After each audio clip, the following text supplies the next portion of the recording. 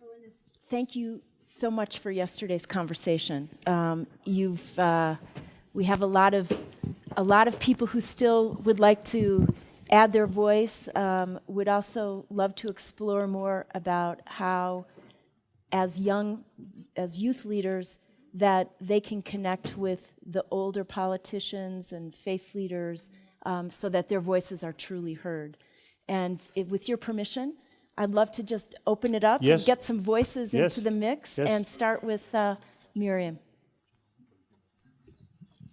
Good morning, His Holiness. My name is Mariam Kosha, and I'm from Afghanistan, a country which surviving decades of war and has had lost so many people of it. The major problem in my country is that there is not mutual acceptance among the communities. There are several tribals, there are several ethnics, and there is no acceptance among them. And of course, there are some people who are like playing their role to keep it up, and keep it up, as you mentioned yesterday. I, as a youth leader, and few of my colleagues who are like committed to build the country and committed to bring peace to the country, we are somehow trying to promote dialogues among different tribals and youth from different tribals and ethnics. We provide them one facility to come and exist together so that they can exchange their cultures, they can understand each other, and they can see that do not follow the jihadist leaders blindly. Somehow there are the problems, or the community elders, they are making, especially the jihadis are making problems. And on the other hand, there is the government is not so cooperative with the youth to involve them into the peace building process.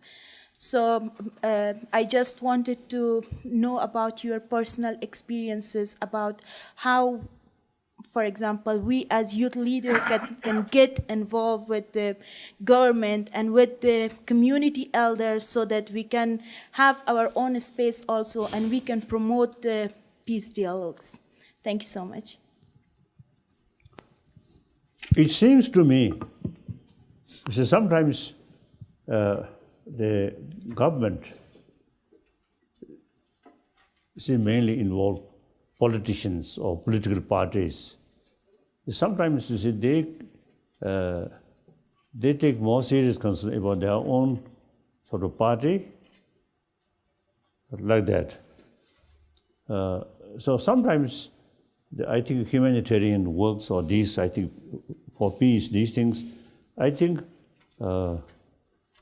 the people's level, not depend on government, not relying on government.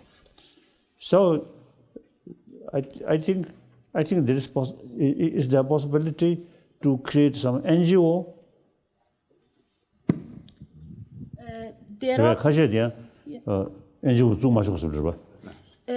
are several NGOs working in the sector, but again, since the corruption is very high, the level of corruption is very high in Afghanistan, and they are almost at the top ranking. So everything is business nowadays there. That's why, though there are civil society activists that trying to do something, try to service the community people, but still corruption is very in high ranking. Holiness is wondering if the Afghan government allows to set up NGOs. There are NGOs, yes. Then more as the people's level, NGO, and then more publicity. I think there must be some, freedom of, media, right? And then, these politicians or corrupted people, also, they take more serious concern about their own name. So more sort of criticism, more publication. Like China, totally sort of censorship, then very difficult. But other country is more freedom. free because press. Oh, then I think you should make effort, more publication. And also it's a foreign media like BBC or CNN like this. And also Al Jazeera. Oh, this I think useful. Those corrupted people, let them feel shy. Otherwise, we cannot do anything. Isn't it? I love American the media. They really, it's important to criticize, to show a negative side. That's very good. The Indian newspaper also, you say, loves to show negative side, isn't it? Yeah. I think most of the medias, you see, I think lacking. I have some criticism. It is very important make clear all these wrong things. At the same time, should show the method how to stop more positive side. Then you see people get seeing wrong things, dislike. At the same time, give some sort of ideas, how to reduce this. Otherwise, it's always hear something negative. Then sometimes people get the impression, humanity itself bad. So no hope about future. That I usually say telling the media people, the promotion of human value, promotion of religious harmony, media also have great sort of responsibility. And when makes the presentation more balanced way. So you try. Thank you. Silvio's also had a lot of experience in dealing with these issues in his home country. Silvio. Good morning, His Holiness. My name is Silvio William, and I come from a country called South Sudan. It is South Sudan. Yes, South Sudan. South Sudan is the newest country in the world. We just gained our independence in 2011. I just want to share with you my brief story as I work in my country, South Sudan. In 2013, violence or civil war broke out in my country, South Sudan, and hundreds of people lost their lives. They were killed in the war. And so for me, I was in a town which was captured by rebels. Captured. Was attacked by rebels. And after they attacked the town, people started fleeing, leaving the town, running for safety. As for me, I ran to the church for my safety, and I joined other 3,000 people. A majority of them were women and children. And so when rebel came to the town, they started just burning the town. And the only place where there were people is the church where I was hiding. And so they came to the church. And when they came to the church, they wanted to kill all of us in the church. And this is where I found myself in a negotiation position. And so me and the other priest who was there in the church, we talked to the rebel commander that these are children and women. They are not posting any threat, or they are not risk to you. Why would you want to kill them since they are just harmless? And so finally, we told them also, some of them are your relatives. Why do you want to kill them? Because you are related to them. Finally, they they said, it's okay, we are not going to kill you, but if we come back again and we find you here, maybe something bad is going to happen and you will be responsible. We said, okay, there's no problem. Oh, wonderful. After, Oh. One single person has such courage. then, If I'm his position, I think I may run away. then to continue, then after 2 days, we ran out of food. We did not have food or water to drink because the number of people was large and it is difficult to feed 3,000 people.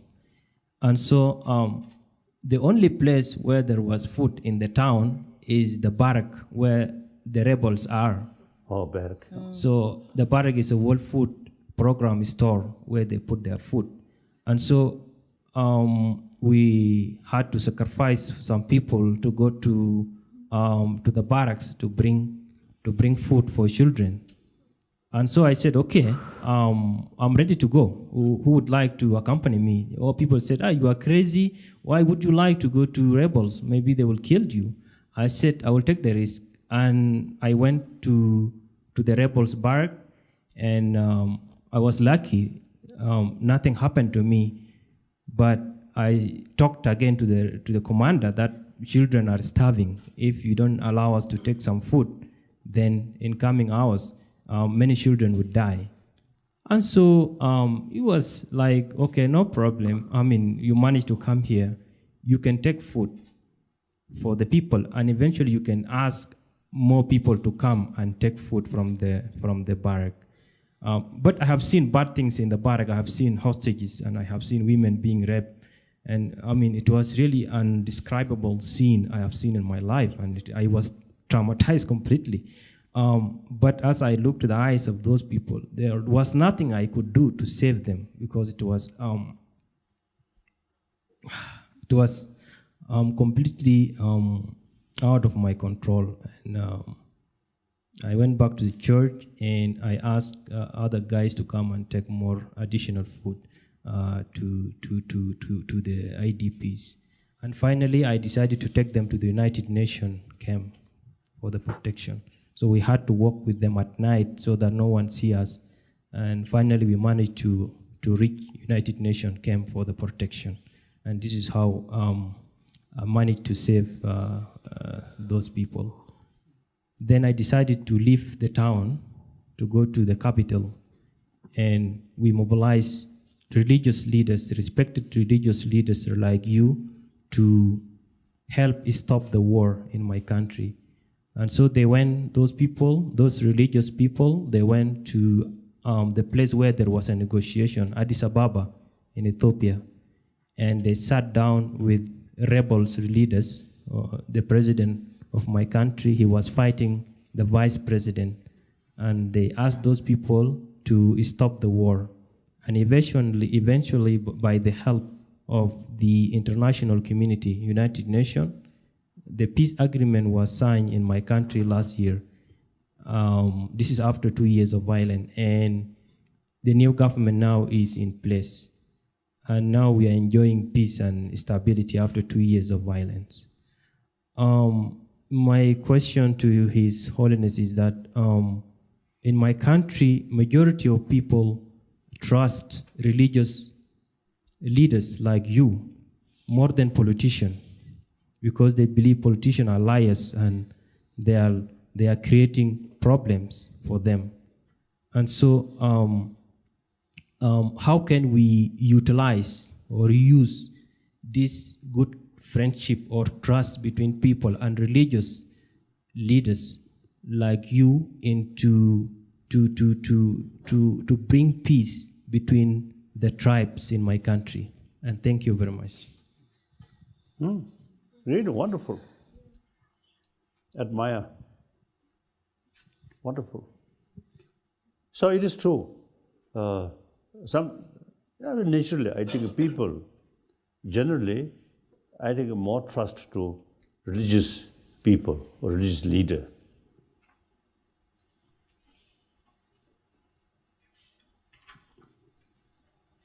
I think South America, which country, I can't remember.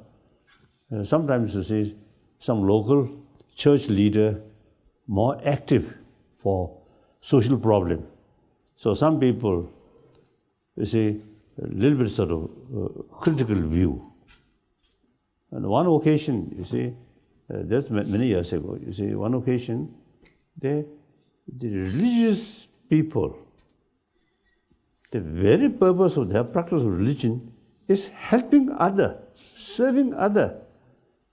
So you see, whether political matter or some other sort of issues, I think religious people, I think should engage way, should involve, do something.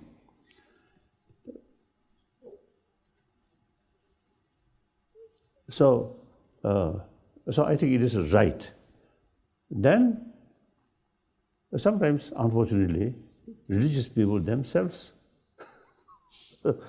here talks religion, faith. Here, money, power. So corrupted religious people also there.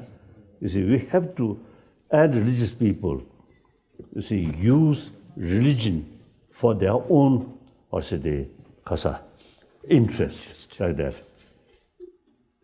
So I think basically, you see, your view is very right. So again, as I mentioned yesterday, I think the more sort of more coordination, religious people. I think eventually, I just discussed with the leader of Kasadimiti. So you see, we should be more active. The religious leader talks concern about well-being of the people of the country. So eventually, I think India already, I think at least over 2,000 years, beside homegrown different religious tradition, as I mentioned yesterday, they from outside also you see settle here. Basically, very harmony. Very true. So India is example of rest of the world. So India should be more active. So I think hopefully, you see, when we carry some sort of active sort of more active regarding sort of the promotion of religious harmony, and along that, you see, peace automatically come. So once you see we hopefully, you see, when we here in India, you see, create some kind of organization or a group of people who actively sort of involve that, then you see some delegation from here go to this area, and the sincere religious leader, you see, give them encouragement or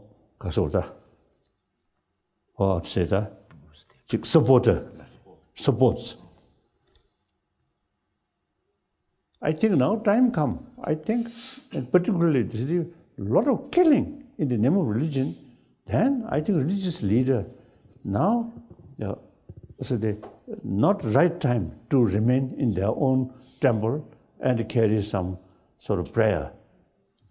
Now should be active in the well-being of the society, isn't it? Yes. Your Holiness, So that's my view. You mentioned about the India, so I'll add to that. You'll be very happy to know that the political party which is now ruling the country, that is the BJP, in its party manifesto of 2014 when it won the election, it had written that if elected to power, it will create a mechanism at the central. It will create a mechanism at the central government level where people of all faiths will be invited together, sit together, and put their heads together, and that will be a continuous process. So, Your Holiness may consider reminding the Government of India that your promise of the manifesto, this one, is yet to be implemented. If you would go ahead with that, that will be a great contribution to world peace also. We have one of our youth. I will say, well, sometimes you see, the longest guest of Indian government. So that's all the more. So the political matter. You are I not usually a guest see now. Neutral, huh? You are no longer a guest now. You are a host. Kasa. But we have Chris host. Oh. That I don't know. Of course, I consider myself as a son of India. Oh, good. That's nice. Oh, that's true.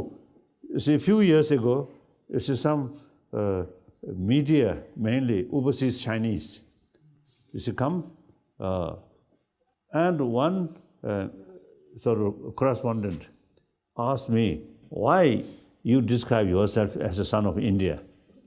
I think he thought, maybe political reason. Then I told, because they love me. Oh. You see, every sort of a piece of my brain is filled by Nalanda thought. Ancient Indian, what's it? University. I think the real university, not only Buddhist scholar, but I think existing all sort of Indian thought or philosopher, I think the philosophy study in that institution. So as a matter of fact, you see these painting, you know, the 17 great sort of scholars. I usually describe, you see, these are professors of Nalanda institution. Oh. So we are a student of sort of these sort of say, scholars. I mean, these scholars' sort of idea or their text. You see, we really, I think, firstly, learn by the root text, learn by memorize. Like I think some people use the Quran memorize. Yeah. Isn't it like that? So the root text memorize.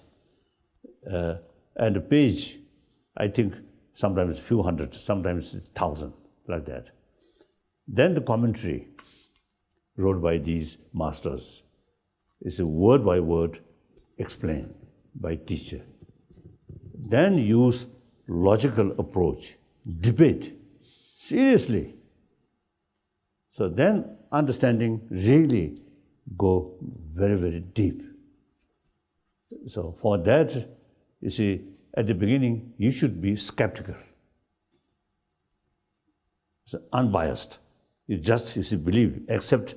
Then there is no sort of basis to further sort of analyze. Or critical analyze, like that. So therefore, my brain is filled by these Nalanda masters' thought, their idea. Then this physical, over 50 years, then a few years ago, so I mentioned over 50 years, this physical survived by Indian dals, Indian chapati, Indian rice. So therefore, I consider I'm son of India. Good. Yeah. That reporter, I think, seems to say no further sort of argument like that. Your So Holiness, that is true. one of our youth leaders is also from India. Hi, Your Holiness. My name is Samuel. I'm from Manipur. Manipur, oh yes, East India. Yeah. So I'm very happy to be here, and first of all, I would like to thank you, and I would like to take this opportunity to thank the Foundation for Universal Responsibility of His Holiness the Dalai Lama, in the one based in Delhi. They have supported us to start a peace education program in Manipur. So I would like to take this opportunity to thank you personally. And second thing is, I've been working in conflict areas for the past 6 years. We work in Kashmir and we work in Manipur, and also we work a bit in Delhi. And we have started implementing some of the curriculum that the FUR has developed on compassion curriculum that developed in Manipur and Kashmir also. So this is what I would like to share also. I have a personal question, something that I am dealing with, and I would like to share that one with you. For the past 6 years, I've been working in conflict areas. I've been dealing with different kinds of people. I've dealt with youth, teachers, and children. So some of them are killers, some of them are rapists, some of them are assassins also. Some of them are suicide tendency people who try to commit suicide. And also in between different other people, many of them, yeah. So I've been downloading lots of things in my head for them, and I've been trying to stay calm, Right. and also being responsible, being the one who is responsible, just being very careful about not making any mistake. And I'm tired and exhausted, emotionally, physically, spiritually, mentally. Then I go and try to look back on where was my motivation, where does it start from? And I was not transformed from sorrow. I started this because of my childhood life, where I have seen a peaceful society. I've never faced violence in my life. Nobody very close to me have died or killed, but somehow I draw motivation from there. But I am tired and exhausted, and I think, yes, this is something that we also have discussed a little bit yesterday. But as all of us are working in our own area and we are all exhausted, we need to be constantly reminded that you... 뒤쪽에 가서 뒤에다 가서 쭉 럽집지 가요. 찍게 되기시다. Shall I continue? Yeah. So I think we need to be constantly reminded that you need to be stronger, you need to have more, I don't know, faith or something, so that until this strength or until this motivation started emerging 전대까지 되셔. 뒤찍쇼. Yes. until this strength or this motivation started... 말말 갱엘띵. 내디 뭐를 책. 넬딕딕쇼다. Sorry. Yes. Yes, so until this motivation or whatever the source started emerging in our habit, then we don't have to keep on going back to where does it begin, how can I draw motivation, but it has to emerge in our habit. Some like unintentionally we started doing like this, or we started talking using our hand. This is a kind of habit. And I want this source, this strength to become a part of my habit so that I don't have to. And it's not in my nature to go and talk to people or psychologists or, my friend. It's not in my nature. And I don't say no to people also. Not that I'm a very good person, but I just don't say no. And I keep on taking it in like that. So I'm sure Yes. you must have faced similar situations. So how have you dealt in this similar situation and continue to stay strong? Yeah, certainly. I think, including myself, sometimes the problem so great, so difficult, but then sometimes we really feel my effort, not much sort of kasata. My effort of myself, making effort cannot sort of solve this problem. So problem is huge. So then some kind of endless problem. So then that really sometimes cause demoralize and frustrations or fed up. Then this problem, whether there is, I think yesterday I mentioned whether this problem can solve or not. then most probably, if we concerned people make effort, there is possibility solving this problem. Then the society with this problem or without this problem, which is better? Certainly, a society without this problem, at least minimize. So then, that brings, some kind of conviction. Or therefore, I must make effort, regardless achieve easily or not, or even our own lifetime, whether achieve or not, doesn't matter. We are working for humanity. Humanity means not only 21st century, 22nd century, 23rd century, 24th centuries. Humanity means. So we have to work.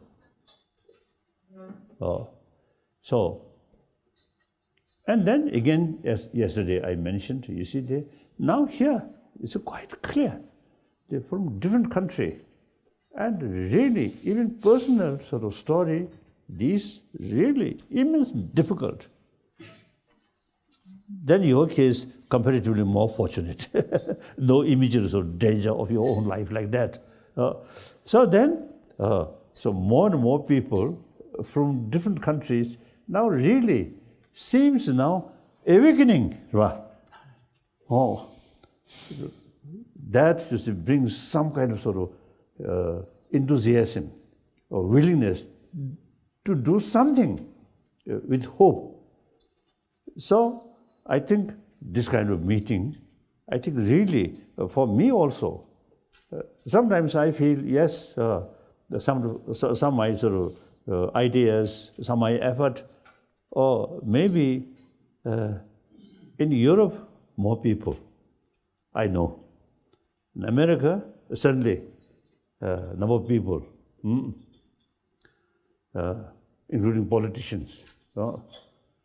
There are, I know. So I feel, oh, you see, there are sort of sometimes I call comrade. Definitely I have some comrade from United States or some European countries. Now Japan also increasing.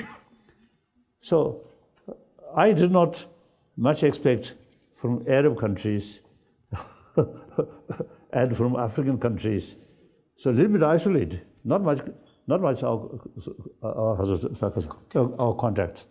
Now this time, you see, Arab and African, and not only, you see, from Africa, but also, you see, difficult, really, I think, a field of killing, field of killing. So, you see, I think in a way, such terrible situation brought these kind of people, now really fed up about violence. You see, want, in spite risk or danger, determined do something. This really gives me a lot of encouragement. So when I saw, you see, these people, these sort of things, then sometimes I feel, oh, I should be a little bit younger. Now already 81-year-old, so I think next 10 years, then not much time, isn't it? So I feel like that. So you see, more and more people now really, getting same views, you see, fed up, violence, and violence in the name of religion, I think completely fed up. Now, you see, no matter how small, but some seed now there. So you should think. Then, you see, that gives you more enthusiasm, more hope. And our effort, not just unrealistic thinking. These are realistic thinking. It seems now become realistic. If other people, nobody takes serious sort of interest then these things just idea, just a vision. So now, I think last at least a few decades, some of my vision seems now the realistic approach. So particularly this time, I really feel, as I mentioned earlier, now I have a lot of comrades from Africa, black Africans, and some sort of semi-black, or I don't know, some white people. I want to share one my sort of experience. I think 3-4 times I have the opportunity to visit South Africa. So one day, I asked the organizer about my visit. I want to see one native African, black African, sort of home. Then they arranged. There's Soweto place. There is one family, native people, and then also you see another sort of native person. You see join our sort of meeting. We have this sort of nice tea, Indian tea, and Indian music in that room. You see, we enjoy. Then I told, now South Africa, you already got the democratic sort of constitution. So the right of all people, particularly sort of also the local people or native people, have now right. So constitution changed. Now it is important, the native people, you see, your emotions, your mind now should should think we are equal with white people, equal. So anything which white people can do, your native people also have the sort of same potential, same ability, can do. So self-confidence, that's very important. Then one native person who introduced us as a teacher, he low voice telling me, oh, we native people, our brain is inferior. We cannot catch up with white people. I really shocked and also feel very sad. Then I told him, no, this is absolutely wrong. If you ask some brain specialist, any differences of brain due to different color, no one say there's differences, same. Then also I mentioned, we Tibetan also, you see, there's some hardliner. The Chinese people as a people, wonderful people, we respect, we really admire. But among them some, you see, very narrow-minded and what you call Han chauvinism. The Han people are very superior. I think superior of whole world. I'm not going there. Western imperialist, particularly American imperialist, backward. One people, 7 billion.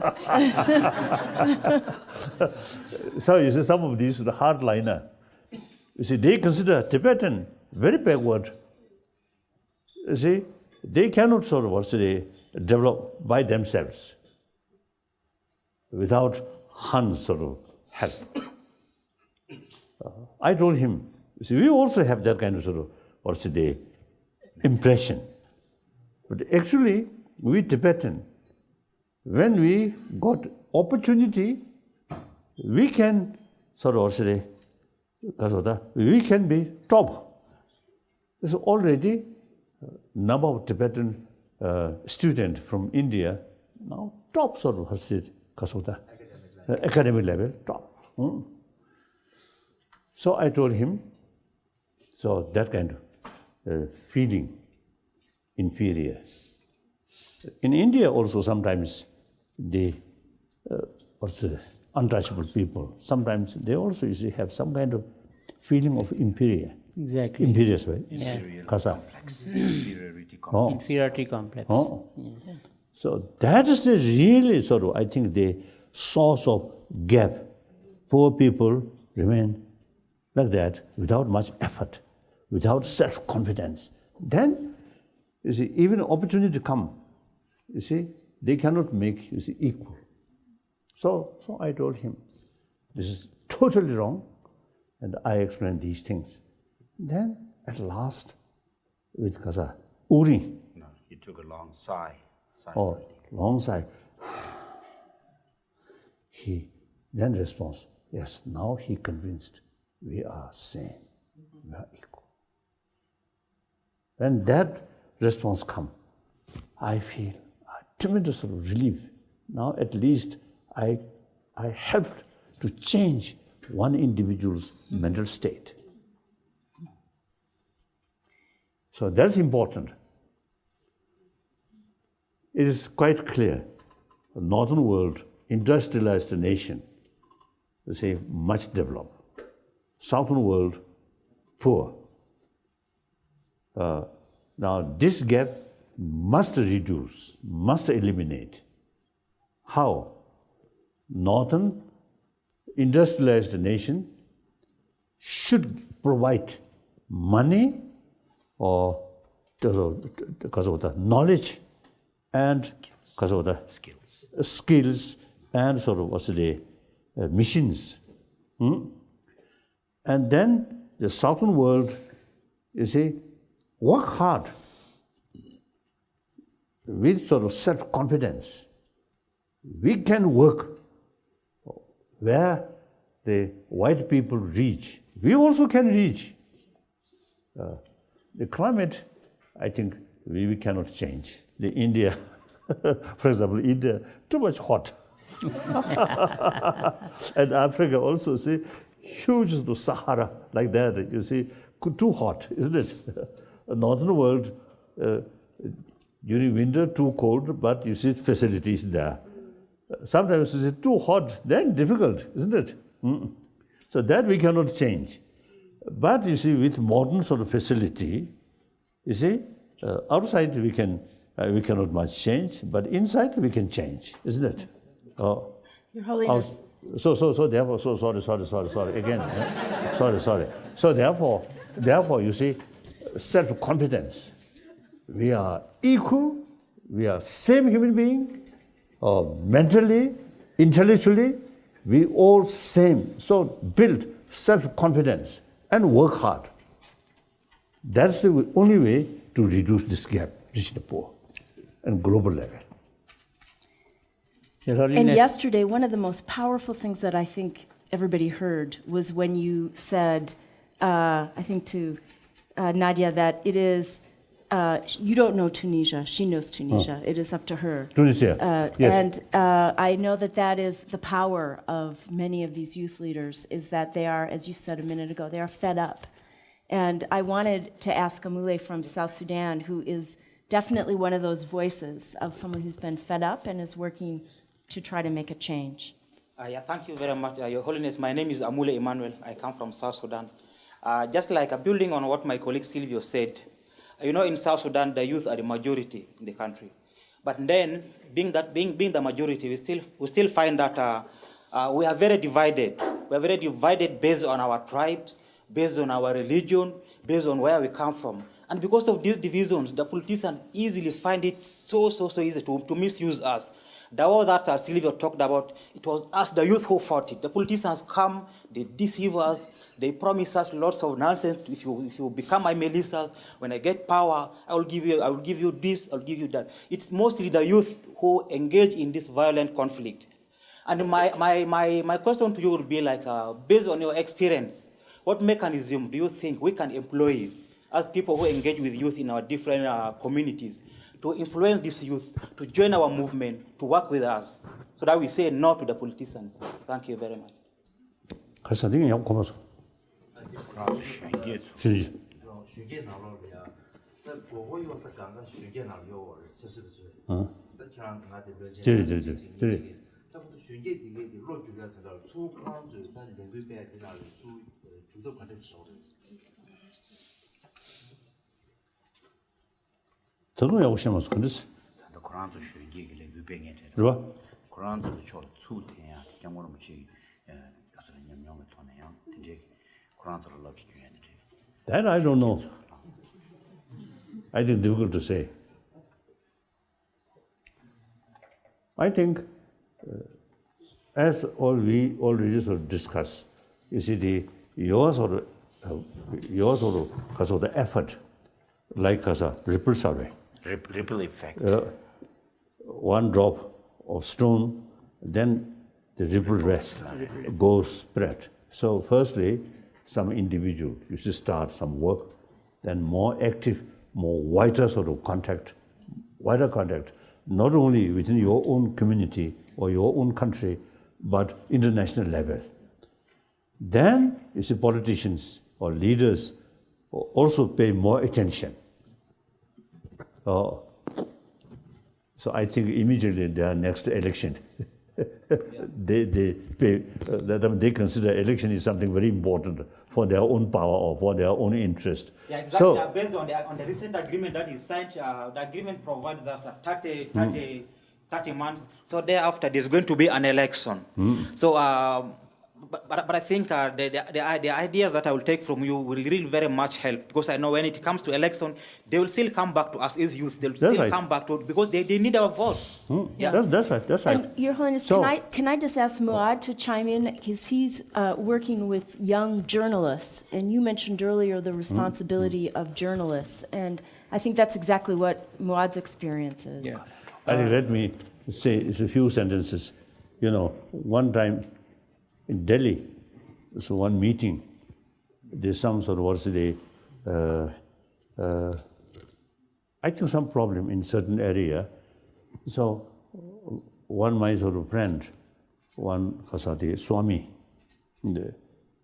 he sort of explained these things. Then he want to organize some kind of more active thing or reminds leaders or politicians these problems. So then I told them, if you organize well some demonstrations, then I want to join.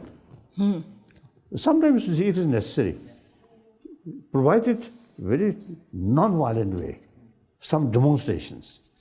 That is important. Yes? Good morning, everyone. My name is Muad Azougar from Morocco. So as Nancy said, I do work with young people, and we are developing their skills in journalism so that they can talk about the issues and the problems they have in their communities, as a way, again, to criticize the politicians, and so that they can create a positive change in their communities. And mostly like to, as well, like promote peace through media. One of the things that I am, one of the challenges that I have faced, mostly like in my peace building work, because I do training, peace building trainings for young people. One day I was in this city, and it's in southeast of Morocco. It's called Agdez. In that city, there are a lot of tribes. There's tribes. They're like most of they're like race. These are like white. Others they are black. They belong to different tribes like Sahrawis, and so there are different tribes. One of the main issues is that it's really hard to bring them together to kind of like talk, because sometimes one of the problems is just a very small problem between one person from this tribe and another person from that tribe. even if it is very, very simple, it gets to the point that one of them kills the other. Just because of these, even if they share the same religion. And the religion, it's like, you know, it forbids that one kills the other, but still they're doing it. So mostly it's because of their like pride. I don't want to like go down and kind of talk and talk with you. So how can we, as young leaders, approach these types of problems, especially when it deals with the, you know, pride of someone? How can we bring them to kind of appreciate and know that that person is the same as me, and we're all living in one place? So thank you very much. I think these things largely depend on education. So sometimes I ask some young, in Europe, I ask, I think I mentioned,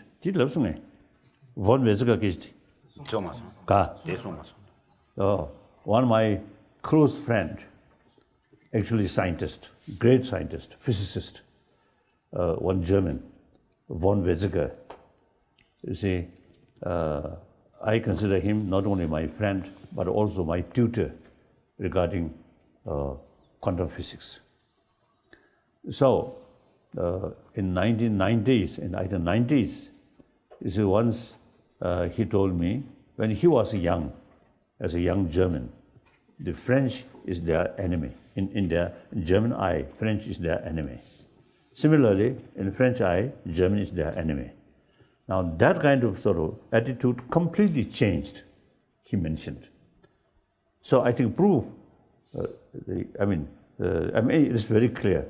The Adenauer, the German, I think, first president, or I think something, New German's president, and then de Gaulle, the French president. You know, I think Morocco, Algeria, he very much involved, isn't it? De Gaulle, General de Gaulle. Charles de Gaulle. De Gaulle. So during wartime, they are really is an enemy. But then, new reality, I think, main person who developed this idea of European Union. So, no longer negative sort of feeling or attitude. In this respect, I also noticed many Japanese, I ask, do you have some sort of grievance where? Or resentment towards America. You see, you use, because of the 2 atomic bombs, Hiroshima and Nagasaki. No Japanese, sort of respond me, they have some sort of grievance or something negative feeling towards America. No. Similarly, German. I think when Obama, as a candidate, when he visited Berlin, I think over 500,000 or something. Big number of German youth welcome him. Mm-hmm. There's no sign of some kind of negative feeling towards America. So these two nations, Japanese, you see, no sign of some kind of sort of resentment. No. Even I just some extent, some kind of sort of revenge feeling. No. So whereas Chinese communists, you see, they often repeat the massacre of Nanjing during wartime. Deliberately, you see, reminds these things. So I think education really makes differences.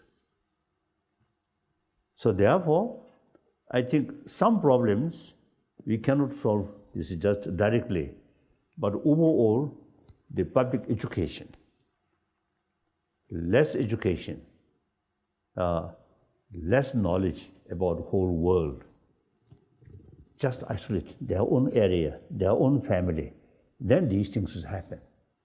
So I think mainly education important. Then I think more news from Europe, from rest of the world. I think the television, you have television, so television program and different countries, different religion, different race live together happily. India also is one example. East India, I think you know, East India, South India, West India, North India, Central India, different language, different script, isn't it? Yeah. You from North India or South India? I'm from all over India. No. But you see, when you born, you cannot simultaneously born in different places. only one It's a place. matter of perception. Oh. Holiness. So your birthplace? Yeah, North India, very much near Nepal. Karsa. Nepal jamla Ka. Payu jamla, North India. Right. Yeah. So sometimes you see, the Tamil people from Tamil Nadu, you see, they consider Tamil language is superior than Hindi. So that kind of sort of little sort of different feelings there. But all these sort of the people or sort of different community, different language, different sort of script live together. Yeah, surely. So therefore, these things I think Kasota. I would like to add, ma'am, in this regard to what His Holiness has said, that in the Quran, one particular verse which is usually recited as a part of the Friday sermon also, it talks about adl and ihsan. These are the two Arabic phrases, adl and ihsan. Justice and proactive obligation. You see, God says that when there is a situation where there is X and Y, and X is not very kind to Y, then Y has got the right to meet justice to X. Fine. But God will be happier if Y goes out of his way and does some sort of an extra obligation, like go and give a flower bouquet to him. And there you start teaching him in your own soft manner. That is one way of bringing the other person's ego down. So wonderful. So then I think another method, if possible, some NGO, some organization or some group, this is students or something, touring different European countries where you see multi culture or multi linguistic, but still remain together. So sometimes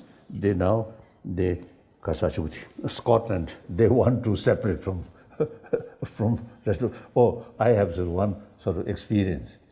One time, I was in Scotland, Edinburgh. You see, just I talk a few my friend there, and from my mouth, slipped. I mentioned, England, this very nice city of England. Then he immediately said, no, this is not England. This is Scotland. Nice accent. You said that with a nice English Scottish accent. So such things, of course, there are. But overall, I think the European Union, the spirit of European Union, you see, different country, historically, you see, enemy each other, but you see, new reality, new circumstances, common interest is more important than individual interest. So you see, they are very much willing. And I often, you see, mentioning German, they are Deutschmark, very high value. No, but they willing accept euro. Then Italy, the lira, very cheap. So for Italian, I think euro is much better than lira. So these things, you see, the people, you see, not much seriously concerned about their sovereignty or these things. Rather, you see, more interest about common interest. Now time come. I think sometimes I also feel Africa, I think one time I heard the concept of Pan-Africa. So eventually, some kind of union of Africa, I think the youth, I think should keep, you see, these kind of idea. Will not achieve within next few decades, but idea it should develop. Then I think these war between sort of small states will not happen. Then union of Africa, then eventually military, the military force, mobile, efficient military force belongs to the Union of Africa, not individual state. Then, you see, these unnecessary sort of killing, unnecessary sort of, that's a war. And then weapon can reduce. Then civil war also reduce. So, Your Holiness, just my dream. can I invite another voice actually from a country that has actually gone the other direction? It used to be one big country and now it's two countries. You heard from our two leaders from the south. If I could ask Mohammed from Sudan to give his perspective on that. Thank you. My name is Mohammed. I'm from Sudan. Actually, it's been North Sudan. In 2010, joined some groups working in the election. We're thinking that the election can unite the country. Unfortunately, in 2012, South Sudan independence happened, and we feel very upset and disappointed.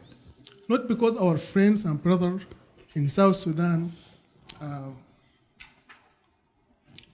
their choice was to leave our country, but because the leaders convinced the Southern Sudanese to leave the country because after the Darfur crisis, the country collapsed totally.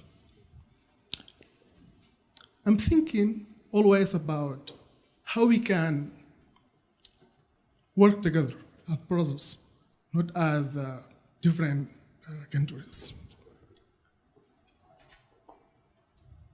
Therefore now, there are more 2 million people in IDPs camp. 2 million. IDPs camps. Internal refugees. Internal refugees, that's right. And the conflict, it transformed from political conflict for tribal conflicts between the same religion, Arabs and Africans.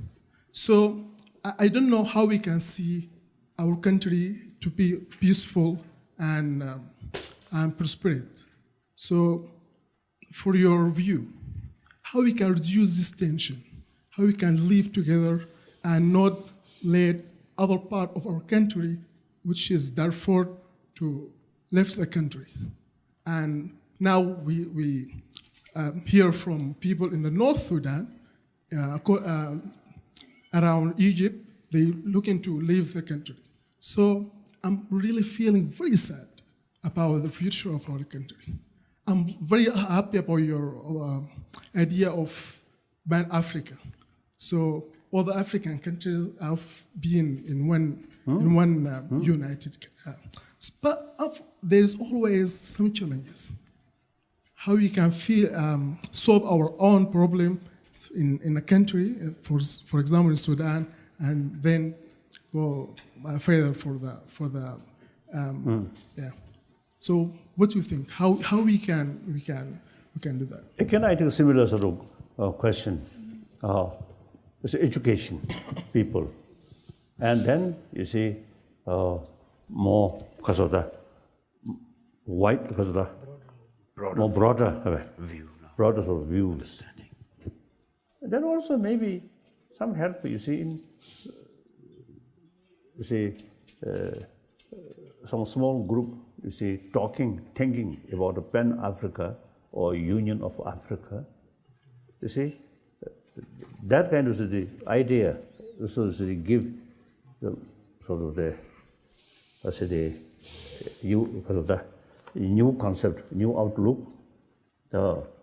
Then you see, some serious young people or even older people may pay some attention about these ideas. Then you see more and more thinking these lines, then small sort of, I think, conflict within small community and due to small sort of reasons, then this become worthless. Actually foolish, isn't it? If you think more sort of bigger issue, more bigger sort of aim, then these small things automatically you feel, oh yes, this is our problem, but doesn't matter. That kind of feeling come. That's my view. Of course, I think finally, African problem have to solve by African, and because you see, you know best. I'm outsider, and then I want to tell you, mainly to this person, I'm not God. If Allah there, He may have answer for all problems. But I'm not like that. Yeah, of course. You also depend upon God only. Good. Tea.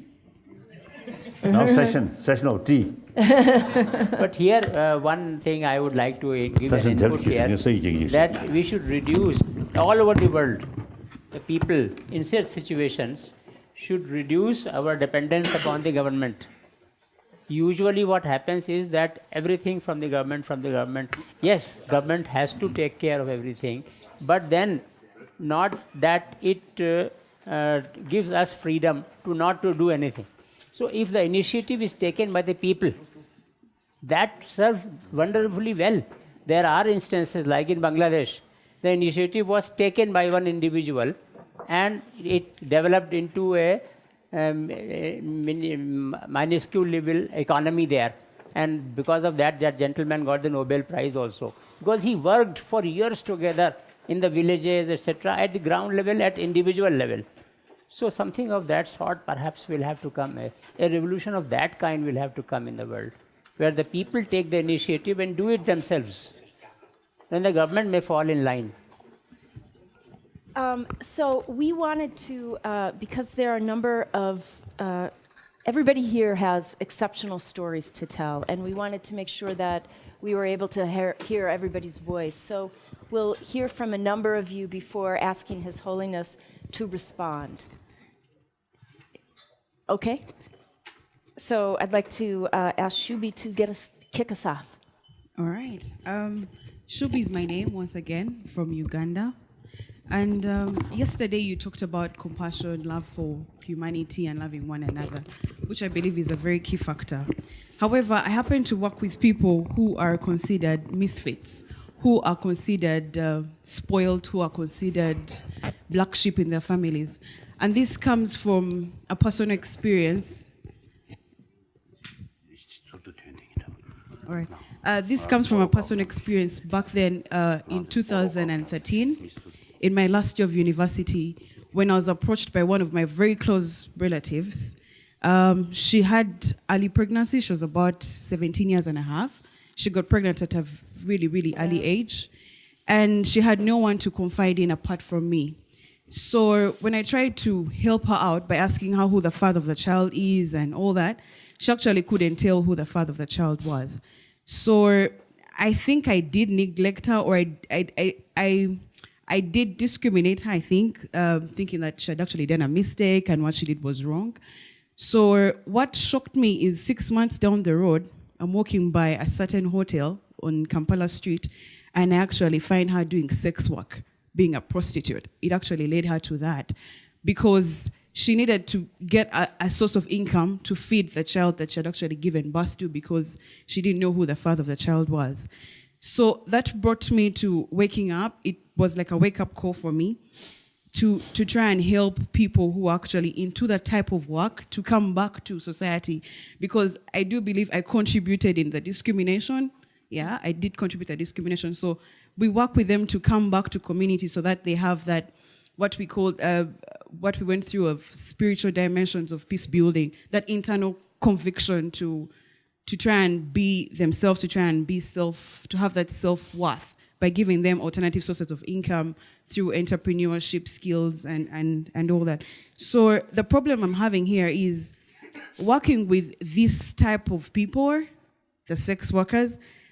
My team and I are actually now getting discrimination from religious leaders, discrimination from our own society, that how can we dare work with such people?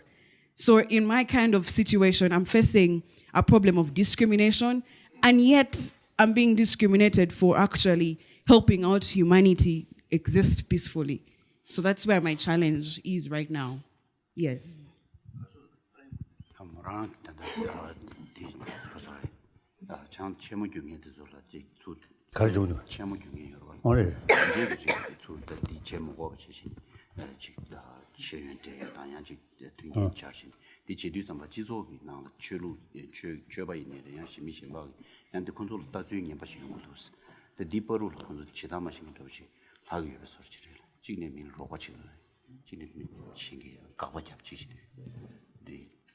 I think you know best answer for this question. I think the society, some discrimination due to certain sort of behavior. These, as I mentioned earlier, you see, lack of sort of sense of brotherhood, sisterhood, ultimately lack of sense of oneness of human being. So behavior, sometimes you see, because of injustice or some wrong thing, but then you should feel more sort of sense of concern, these people, and willing to help, not discriminate. So this, I think, basic, that's the problem. The whole world, you see, small, low level, discriminating due to certain behavior, and our level, you see, discriminate with religions, because of due to different religion, due to nations, like that. So this, you see, our big challenge. We have to change that. And east, west, south and north. Always there is some kind of way of thinking, oh, something northerner, something different, southerner, something different, eastern and west. So within the east, China, India, and Pakistan, and all like that. So these, I think, worldwide sort of problem.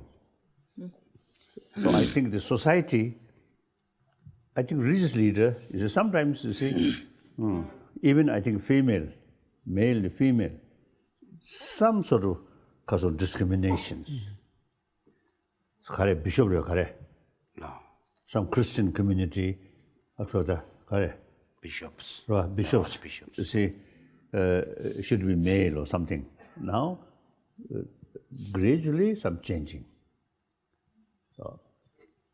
So these, I think, the essential old problem.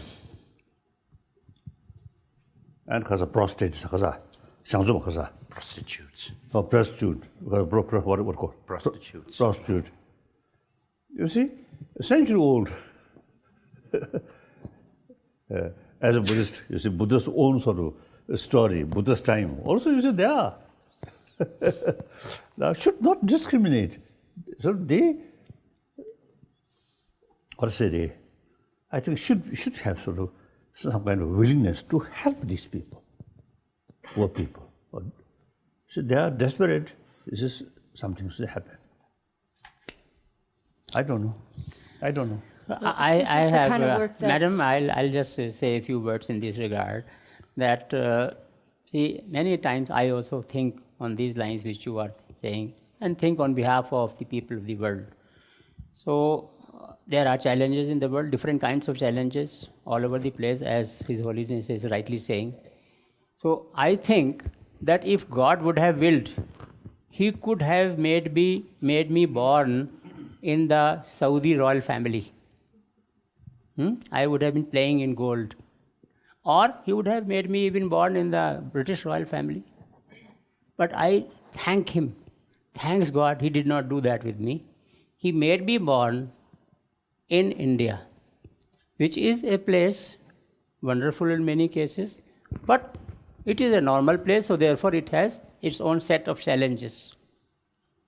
So I have been given that responsibility that you are being born in this situation, in this place, with these challenges. Now God says, I am watching you. You are a man full of resourcefulness, very highly educated, and you have got your own status in society, your own influence. How do you use all that asset for the betterment of the people around you, for lifting them out of the challenges? That's what I think, how it should be tackled. And I think that's a good segue to Sukaina, who's working hard in exactly that way as well in Morocco. Your Highness, Sukaina from Morocco. I work in a community center in a neighborhood called Sidi Moumen. So Sidi Moumen, this neighborhood is the largest and poorest slum in Morocco. Slum, oh. And it's the place where all the terrorist suicide bombers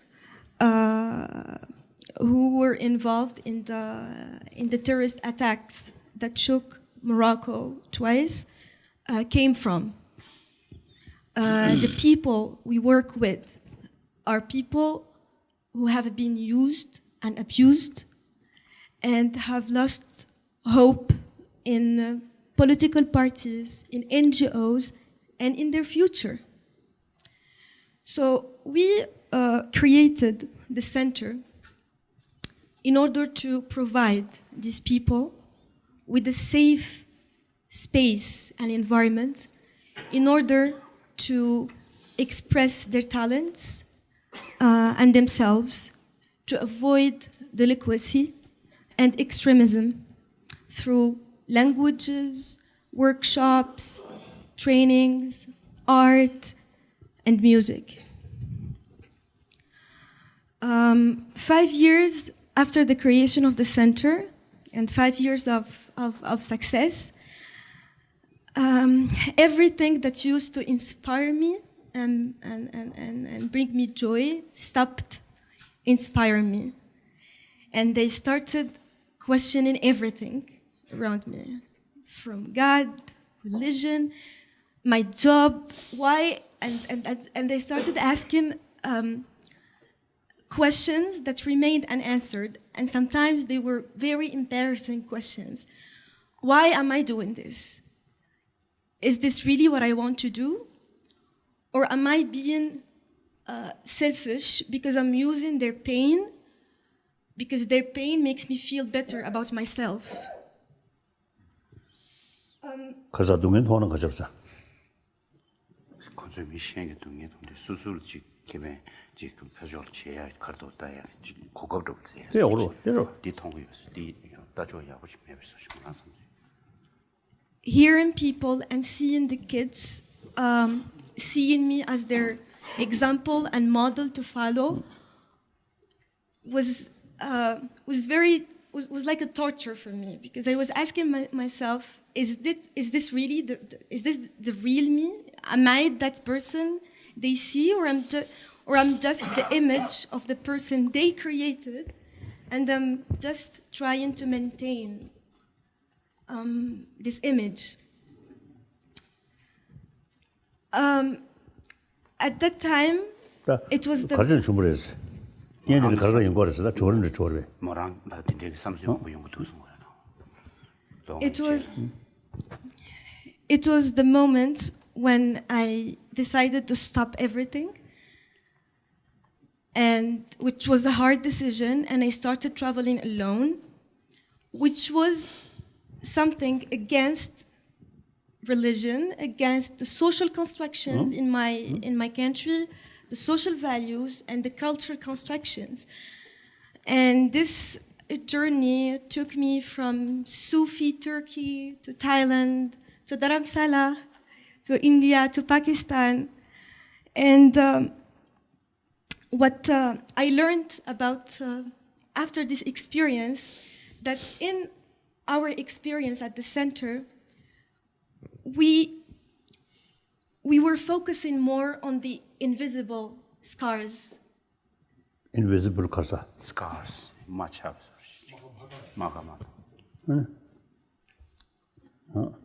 And forgot about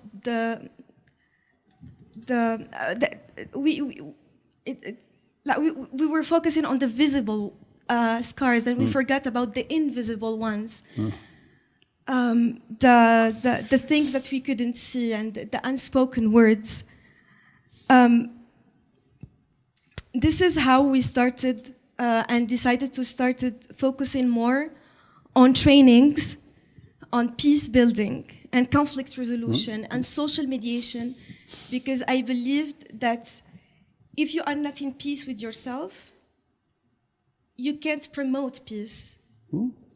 And that peace starts from within. Right. That everybody is fighting its own war inside. That sometimes we forget our internal conflicts. We think that conflicts are always about wars, guns, and invasions, and that internal conflicts are also a war that we have to win. And thank you.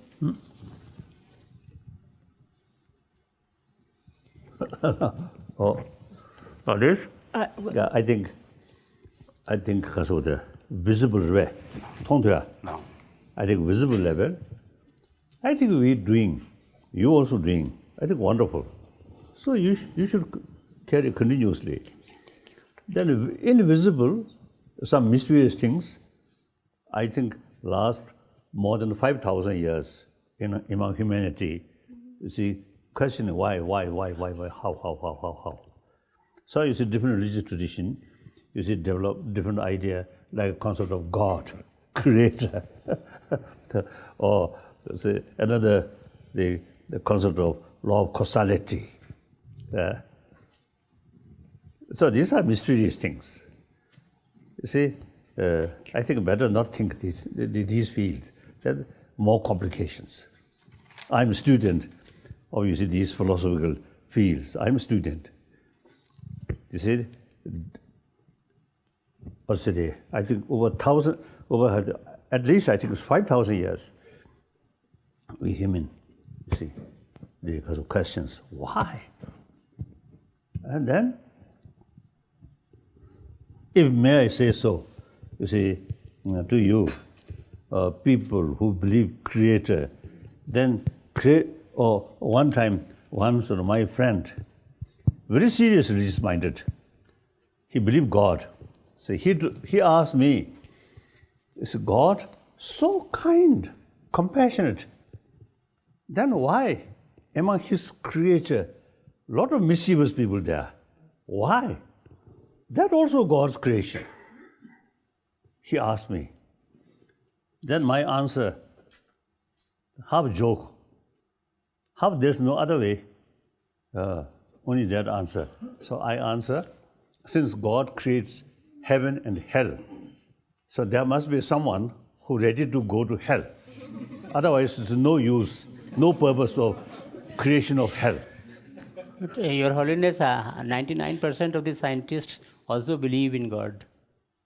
No, I don't think. Yes, they do. I have got their list. I think I'll pass on to you, sir. Among your friend, actually, those scientists, your friend, I think they politely say they also believe Creator. No. But they have me, never met me, see, but they have written. Many scientists, they say they also no faith.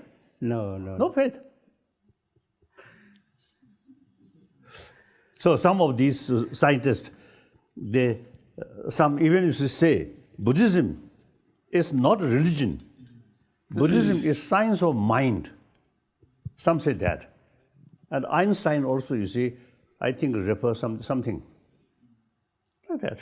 So this is not the sort of occasion, you see, comparison about different religious sort of teaching. No. Your Holiness, I think the inner...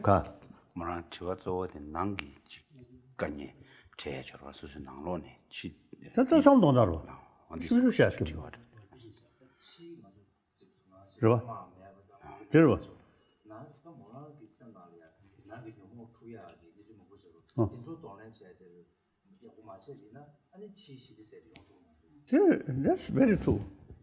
Inner peace, without inner peace, you cannot achieve genuine peace. And as yesterday I mentioned, external disarmament. Firstly, internal disarmament. So then how? Then different answer.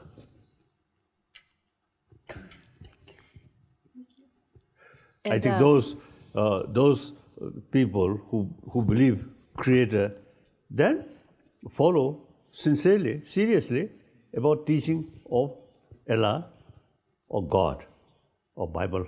Look, then those, you see, those people who follow different sort of tradition, no concept of Creator, self-creation, then look about mind, about emotion, then use our intelligence. What kind of emotion brings me more peace, more strength, including physical health? Which emotion destroy my peace of mind and eventually my body's health or peace within the family? Which emotion destroy friendship? Which emotion brings harmony or trust or friendship? Then, you see, try to make distinction among the, I think, thousands different emotions. Make distinction. This kind of emotion is destructive. So, once you see, you understand the anger is really destructive force. That sort of understanding, that kind of attitude itself, you see, you little bit sort of distance from anger. Other hand, you just anger, consider part of our mind, part of our emotion. It's just part of our daily sort of way of life. Then anger become more stronger, like that. So you see, the study about, as I mentioned earlier, about the hygiene of emotion. That's very important. Should not consider something religious matter. This is academic and concern about peace of mind. So here, ancient Indian knowledge really have great potential, make a contribution, not as a religion. So we are trying, you see, separate books containing about, you see, this about mind. I really call science of mind. And I think this is one of the core challenges for all of us, but as youth leaders working on difficult problems in difficult environments, is being able to hold that balance. And Schofield is working in a similar environment in Kenya on a similar set of problems, as Sukena just described. Your Holiness, I'll head into it.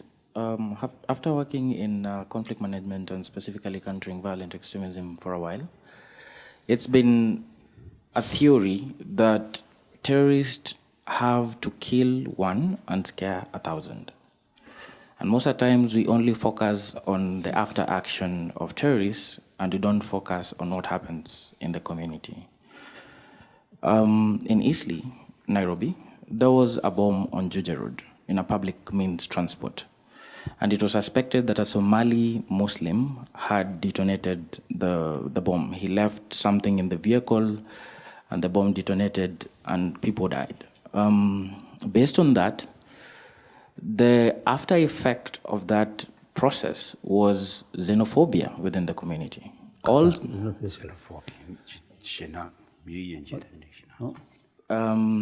most of the people in the community did not want Muslims in general, but Somali Muslims very specifically.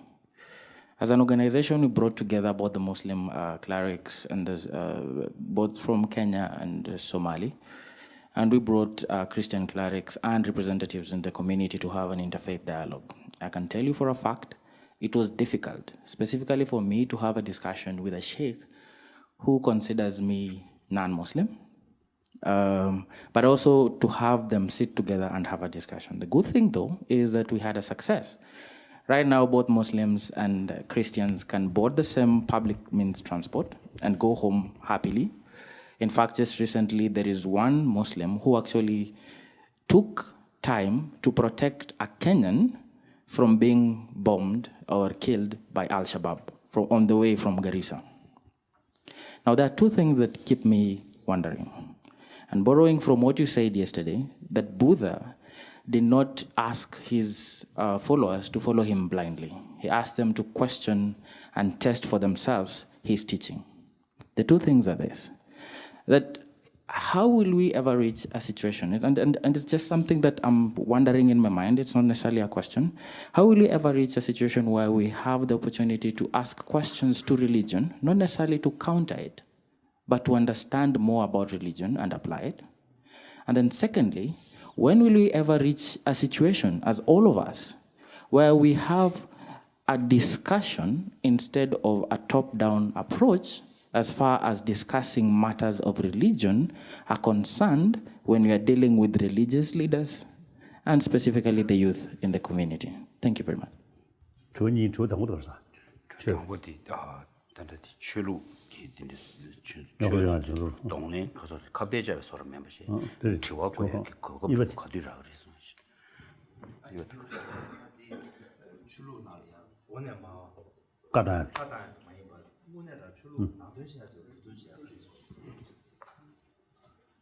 I think you are better positioned to answer for that. After you, Your Holiness. Then strictly speaking, I am non-believer. You see, usually the concept of believer is except God, creator. So from that viewpoint, Buddhists are non-believer, isn't it? We can say that. Then broader sense, of course, we also believe certain deeper level of value. So accordingly, we can say we Buddhists also believer. We are not talking about the physical level only, because only physical level, but deeper level and next life. So ultimately, salvation. We are talking these things. So we also, you see, deal a lot of mysterious things. So we also are kind of believer. But these is believe. As far as also they prove by reason, by experiment, through your own sort of practice. Like that. So my own case, I'm just a little practitioner. You see, the thinking certain sort of concept regularly, you see, use intelligence maximum way with questions. Questions. Then eventually it affects my destructive emotion. Much reduced. So it is sort of kasota, already kasota, tested. So like that. So then, on the basis of small sort of experience, I can say, some mysterious things it mentioned in text, or it's possible. Because of this, once you see you use kasota, once you see the tip of the iceberg, you know there is iceberg beneath the so something sea. like that. So I think you yeah, are right person yeah. to answer that. Yes, I will.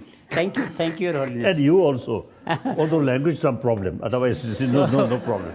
So it is like this, that whenever I have to understand a particular provision which is written in the scripture, then I should consider it just like if I have to understand a law, an article of my constitution, Indian constitution, one article I have to understand.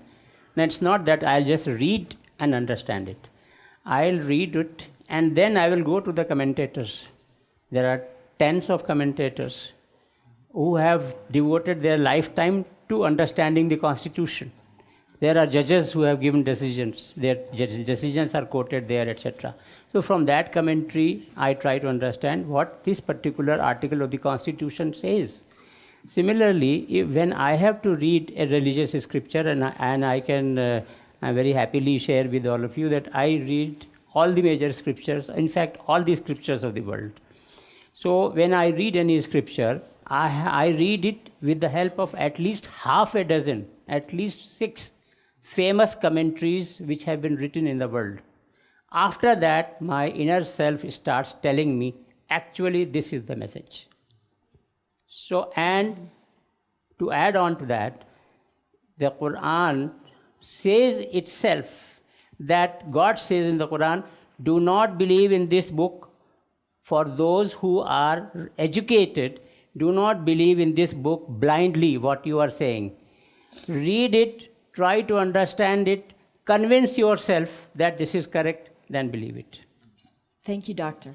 Thank you. And I think one of the things that all of our youth leaders are wondering is how to elevate their voice so that elders, political leaders, religious leaders truly hear and listen to their voice. And one of the ways that I'd like to ask Nuria, as a writer and poet, I think she's tried in a lot of different ways to raise that voice. Before that.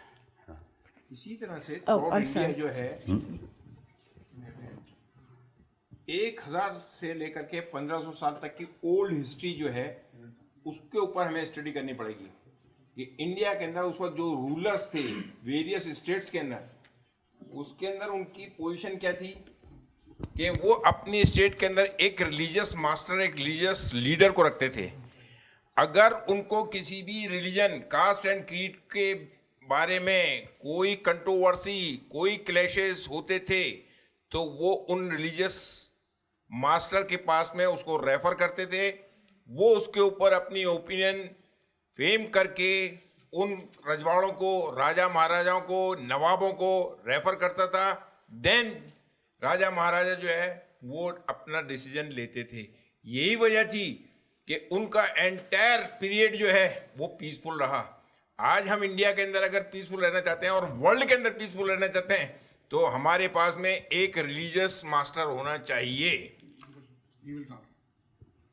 If this subject, we have to study the 1000 years old Indian traditions.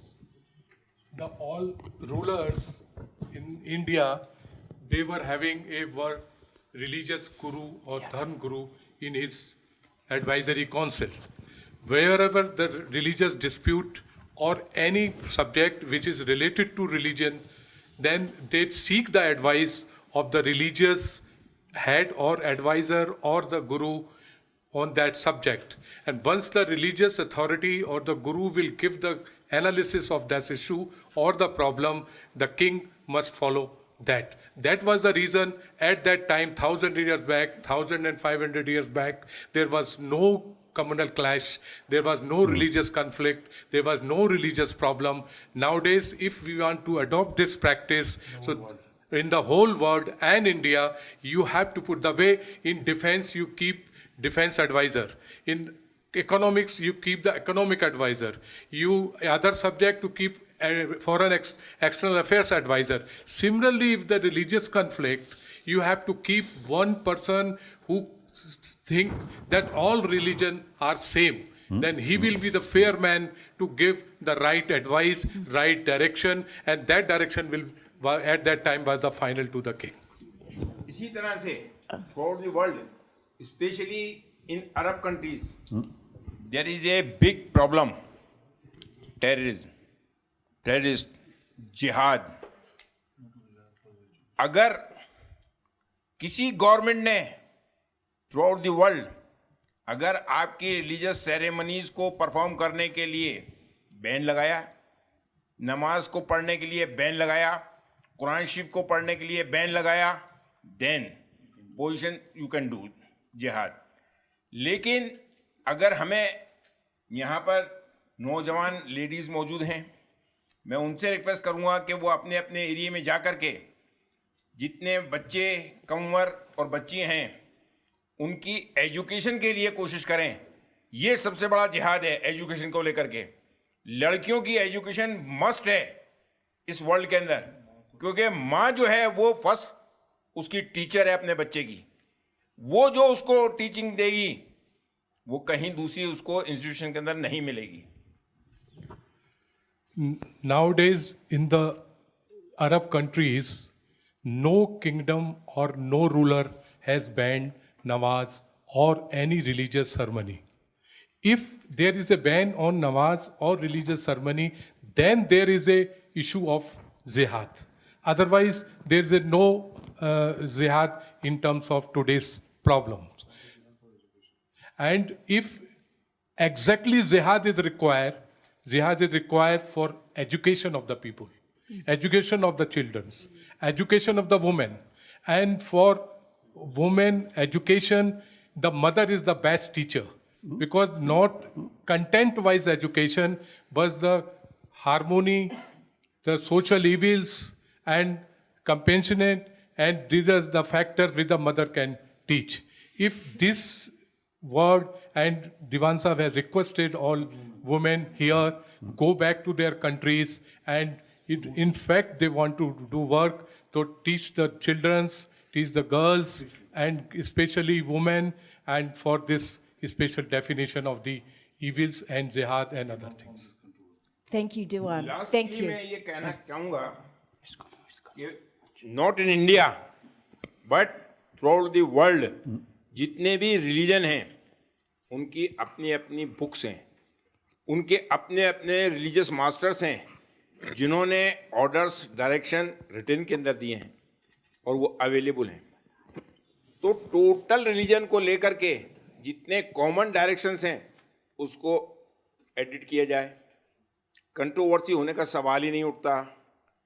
जो सही path है उसको follow कर लो, कहीं controversy नहीं होगी, कहीं clashes नहीं होगा. अपने अपने रिलीजन पे कायम रहते हो. कोई रिलीजन जो है एक दूसरे को लड़ाने की कोशिश नहीं करता. किसी मजहब ने आपस में भेदभाव की नहीं रखी. ये तो हमारा क्रिएट किया हुआ चीज है. आपस के अंदर एक दूसरे ने अपने आप को बांट रखा है, लेकिन क्लैशेस के लिए नहीं कहा गया. कोई धर्म, कोई मजहब, कोई रिलीजन ये नहीं कहेगा कि साहब वो धर्म बुरा है, वो मजहब बुरा है, वहां पर ये मत करो, वहां ये मत करो. इसलिए हमें जो उनकी सही रियल तालीमात हैं उसको अपनाना पड़ेगा, उसको एडिट करना पड़ेगा, उसको फॉलो करना पड़ेगा अपने जिंदगी के अंदर. और मैं हिज होलीनेस साहब को और जो ऑर्गेनाइजर हैं अमेरिका से, उनको मैं बधाई देता हूं कि उन्होंने इस किस्म का फंक्शन रखा यहाँ पर. और मैं उम्मीद करता हूं इनसे कि ये वर्ल्ड के अदर कंट्रीज़ के अंदर भी इस किस्म का फंक्शन रख करके वहाँ पर इस किस्म की बातों को वहाँ की पब्लिक के सामने ज़्यादा ज़्यादा करें. हमारा पूरा सपोर्ट उनको रहेगा. The last, His Holiness says that you go back to your countries and there's a different religions, different books are available. The common preaches in the different religion, if you will follow, there will be no clash. Because the no religion teach any wrong thing to the human beings. And lastly, he says, कि I welcome all of your people to continue this your efforts, and he thankful to His Holiness that he has invited him for the meeting with the young leaders of this various countries, and you continue these efforts in any country. This kind of gathering will be hold, then he will be willing to join you for your mission and your efforts. Just one word. sometimes, you see, people, you see, follow the religious leaders or say the advice. Then the religious leader themselves, sometimes narrow-minded, too much orthodox. Then this problem, you see, happen. As I think yesterday also I mentioned, I noticed Indian Muslims, Malaysia, Indonesia, and you see, in European different countries, it is same. They follow of same Quran, but because of wider contact in India, this country, so the Muslim, you see, not only you see the difficulties between Shia and Sunni, but also you see between Muslim Hindus, Muslim Jains, Muslim Christians, Muslim Buddhists. It's not much problem. And I think everybody you see mentioned about their own sort of personal sort of experience. My case also, when I was in Tibet, I felt, oh, Buddhism is best. Then after I came India and meeting with, you see, many spiritual practitioners, including this bearded sort of person. And then Karsachuth, Martin Karsachuth. Martin Luther. No. Karsa, Mare Chuth Karsa. Oh, Thailand should hold with. Thomas Merton. Thomas Merton. Such a sort of genuine practitioner.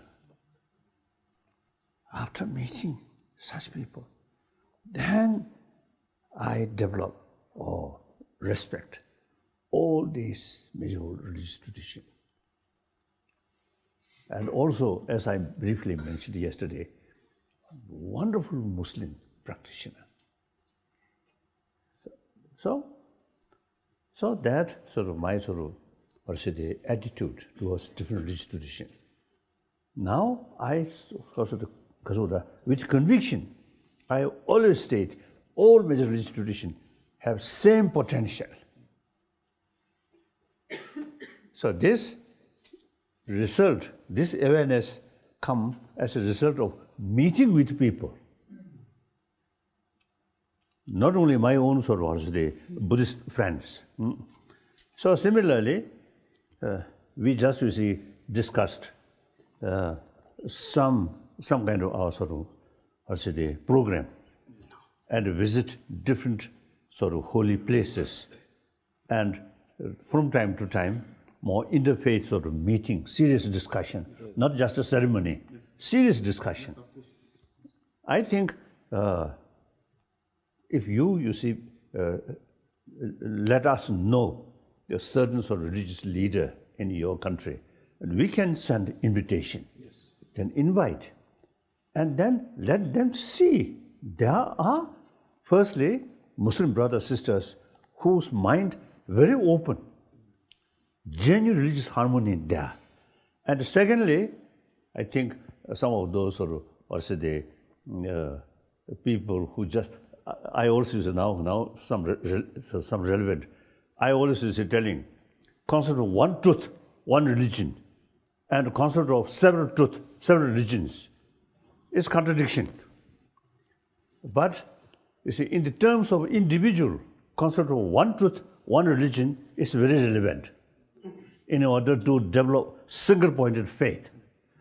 But in the terms of community, now in the terms of 7 billion human beings, in any way we have to accept several truths and several religions. One truth, one religion, unrealistic. 7 billion human beings, even you see, will not become believer. And no question, 7 billion will not become Islam, Muslim. And impossible to become Buddhist, impossible to become Christian. That's the reality. We have to accept the reality. We live on that kind of sort of situation. So, whether you like it or not, you have to accept several truths in several religions. Then, you see, they, due to different faith, almost looks enemy attitude. It's completely changed. So, the more often, sort of wider contact is very essential. Thank you. So I think like you, and I think the close is that even ear is close. Now that at least ear is remain like that. Then let me see here more different views, different voice. So His Holiness, I'd love to, with that, call on Ikhlas to share her story. Thank you, Duan, for that call to open action. Thank you. Hello, everybody. My name is Ikhlas, and I'm from Sudan. I'm really so thrilled and proud of being part of this amazing program and dialogue. And I want to share my experience from Sudan, especially in Darfur, where I work with the UN keeping mission, and in my work I was working mostly with women who were victims of war, and they were the most vulnerable population of the Darfur conflict, and they have experienced a number of violations during the flee and after the displacement in the camps. They are suffering of discrimination, gender-based violence, domestic violence, rape, and the ignorance, and they are not visible in the peace-building process. So at the same time, as UN staff, I didn't feel that we were really able to help them, because our work was only to meet them, the victims, and make reports and send them. That was all the story. So I was not satisfied with that, and I decided to have my own efforts and establish my own initiative to help my people there. So I have established Women for Life Association. It was a component of women leaders from the different displacement camps in Darfur, especially in Zalinji, where I was. So, and we have done trainings for women empowerment to raise their awareness of their rights and the right to speak up, the right to report the abuses, and at the same time to give them the space to be part of the peace process. Then one of the problems and the challenges we faced that yes, women were proceeding and their understanding has changed, but at the same time, their male partners in families were not helping them. So we started to think about having a new initiative.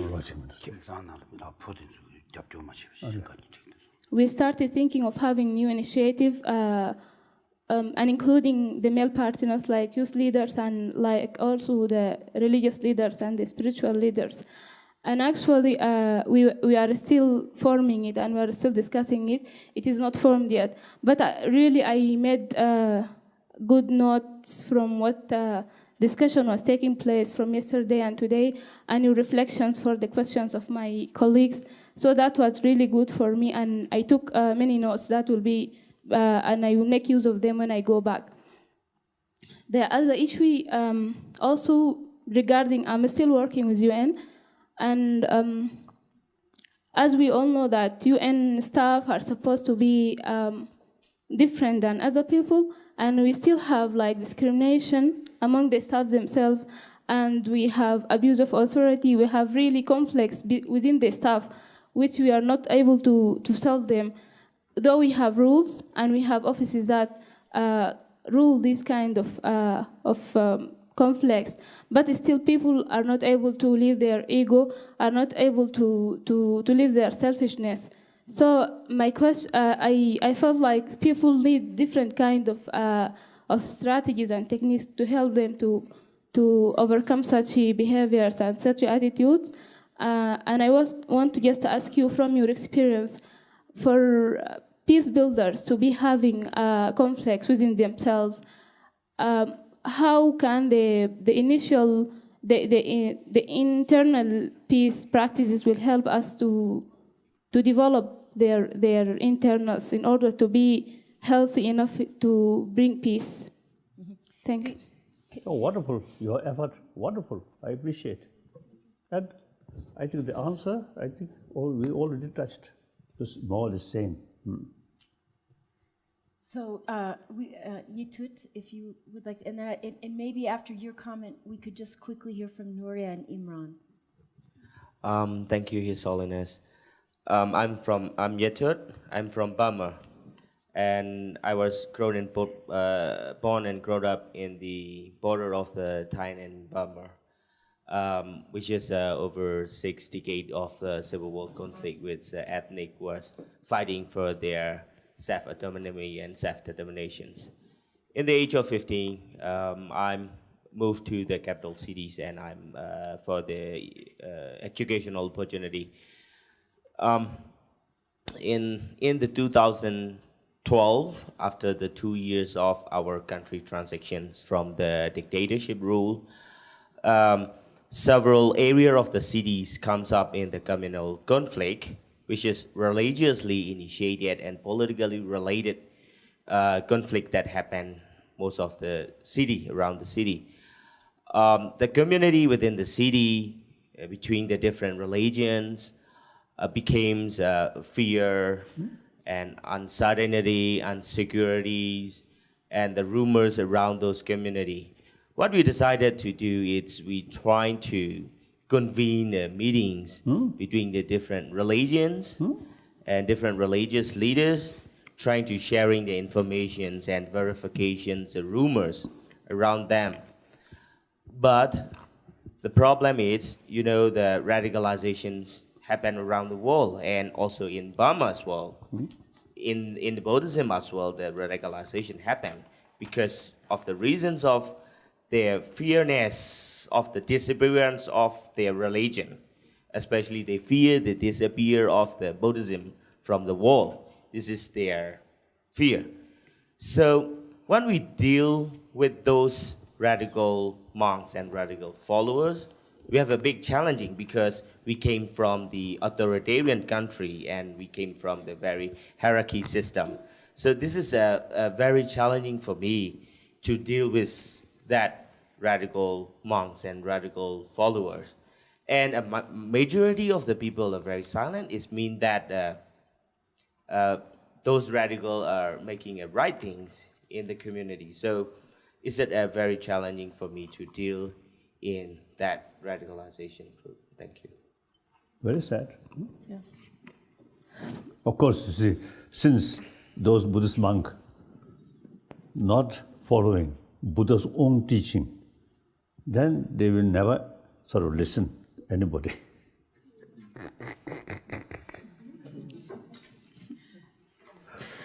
Thank you so much. In Burma, the majority is of Buddhist, no? Yeah. What is the percentage of Buddhist in Burma? 65. So 65% population is fearing that it will disappear. Is it impact of the global issues and the history of, they said the histories of Afghanistan, Pakistan, and India as well. So I know that this is a fearness of those radicalized groups. I think one factor, I think as far as Burma is concerned, Burma recent decades a little bit isolated. As well as Buddhist monks also isolated. I think that's the problem. So more wider contact and seeing more because of the wider way. No, seeing things wide. Then it will change. That also, you see, due to lack of sort of contact like that. Okay, go ahead. Thank you so much. From yesterday up to now, all of your speech was very useful for us. Thanks a lot. So we asked very more questions up to now. Now time, I want to say, if you have any question from all of us, you can ask, because sometimes the questions are also, it's not for that we know more than you, it's for that sometimes the questions also guide us in a good way. If you have any question from all of the youth leaders, that they will answer your question, and I think very good. He He says that you ask questions now. Yeah. He says you should ask them questions. If you have any questions for them. Yeah. Thank you, Anna. No, nothing. Except, you see, I really feel more sort of encouragement, more enthusiasm. There are such people, this sort of situation, more or less isolated, and a lot of problem. But even such sort of environment, you see, such sort of kasoda, young, with vision, with determination, wonderful, wonderful. That I want to tell you, otherwise, nothing. I have to suggest a question which each one of us may ask oneself. And that is for your consideration, Your Holiness, that let me think of my last day in this world. Say after 60 years, 70 years, 80 years, 90 years, there has to be my last day in this world. So let me think of my last day in this world. On that day, what would please me that I have done this in the world, and now I am getting out of this place, having contributed positively. So what all those things are, what all those actions are, which I can imagine will please me on my last day, that give me a sense of satisfaction that I have been useful in this world. That's it. I don't want any answers now, but this is by way of suggestion. A good thing to ponder. Yeah. Yeah. Imran. Your Holiness, you have had a lot of stories from my friends, my colleagues. Though we are living in different countries, we have the same experience. So I would like to share my own experience. My name is Imran Alhaji Buba. I am from Yobe State in northeastern Nigeria. Yobe State is one of the most peaceful states until the emergence of Boko Haram insurgency, one of the deadliest terror organizations. Two of my friends have been victims of a bomb blast during one of the several attacks. And my neighbor was kidnapped for almost 3 weeks until his family were able to pay a ransom. However, my inspiration to start my peace-building work start from my experience, my personal experience, my encounter with Boko Haram terrorists, face-to-face encounter. It was on 6 June 2010, on my way coming back from Maiduguri, that is the birthplace of Boko Haram, where I school, coming to Yobe State, my hometown. They stopped my bus, asked all the passengers, it is an 18-seater bus, they asked all the passengers to come out, show our ID card. They start to ask so many questions. And they were wearing military uniforms. So you cannot expect that they are Boko Haram terrorists. They were asking ID cards. And once you show your ID card, if you are a government official or you are a student, they just pick you to the bush. So one old man beside me, think of something, he said, these people are likely to be Boko Haram terrorists. Do you have ID card with you? I say, no, I don't have any ID card. Say, don't show them your ID card. They asked the women, 4 women and 2 old men to stay behind. And they searched for my pocket. I don't have any ID card with me, no any document to show that I'm a student or I'm working with government. Then they keep on asking me questions. What is your occupation? My body is just shaking with terror. I'm just thinking that they will kill me or they will kidnap me. That is how they recruit young people. They asked me to remove my shirt, to lie down on the ground, my face facing the ground. At that moment, I was just thinking of, like, I will feel the bullet in my body, that they will just shoot me or they will use knife as they are heavily armed. Then, after a few moments, one of them received a call. Then they just started to run that security agencies are coming.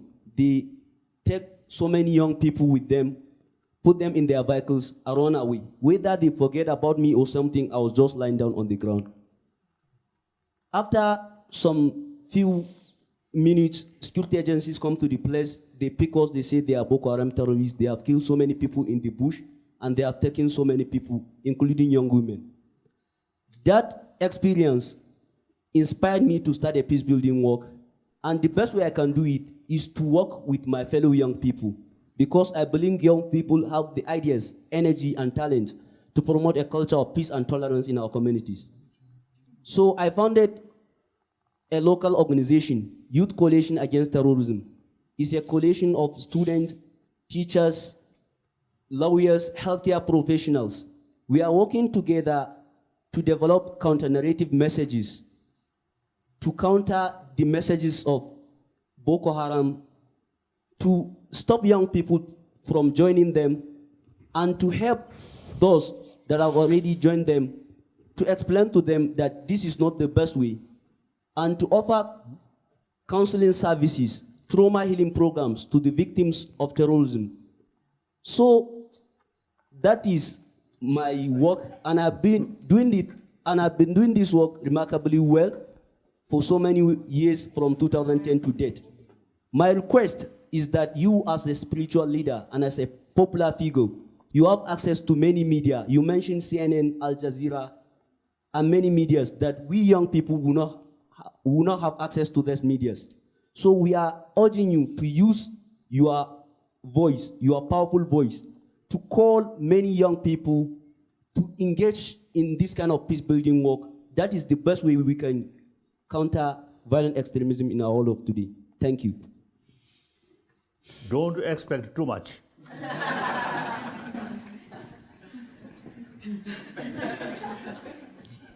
Your Holiness, that is a beautiful final comment from our youth leaders that really sums up, I think, what we hope you can help with is to provide the encouragement which you've done, as well as help to elevate their leadership, their voice. Oftentimes, youth leaders aren't heard the way that their experiences indicates they should be heard. And what you have here is a group of determined, passionate, committed, action-oriented leaders who are building peace, who have been deeply inspired by our 2 days. And wonderful. Love your final reflections. I think just, one sentence: be optimistic. So due to certain sort of problem, it is also quite sort of sure whenever we start some good work with sincere motivation, obstacle bound to happen. Then there is danger to lose hope and become pessimistic. So that is really real failure if we lost our hope and conviction and remain, I cannot do. That's the real sort of failure. So no matter how difficult it is, we should be more optimistic sort of attitude. That's my own experience. Through these difficult decades, I always keep that. And provided we should be truthful, honest, like that. So that I want to share. And then really I appreciate. So unknown friend, young friend, I think similar sort of desire, and not only desire, already committed. That's wonderful. Then male, female, I have some sort of view since many years. In ancient time, I think 100,000 years ago, no education. At that time, no concept of leadership, everybody equal. Just this is a small community, work together, and whatever they get, share together. Then gradually, population increased. Then farming system also start. So then, you see, some sort of stealing or abuse, or these things happen. Then the concept of leadership developed. So at that time, no education. So in order to become leadership, physical strength is the key factor, like animal. So male dominance then come. So even religious field also male dominance. You see that kind of concept come because of the society's sort of structure. Then education come. Education brings more equal. So modern time, many leadership and many or some leadership, female leadership, very, very sort of effective, able leaderships. So now, existing education is not sort of sufficient. We need more holistic education. Holistic means include inner value. The most important inner value is love. So physically, according to scientists, physically, biologically, female have more sensitivity about others' suffering. Firstly, you see, mother, very important. All mother is a female. One male, you see, no matter how sort of love their children, here impossible to give milk. So, I think, frankly speaking, in human history, most of the warrior heroes, I think reality, the murderer. So most of these murderers were male. Even today, I think a nice work, nurse or some other sort of work, mainly carried by female. Or like a butcher or some other sort of work, and war mainly carried by male. So therefore, biologically, female have more potential to provide love or affection. Therefore, now time come when you see we have to work seriously promoting of human love, human compassion. In that respect, female should take more active role. Clear? So I'm very happy. Number of sort of females really, you see, you already committed these things. So now I think,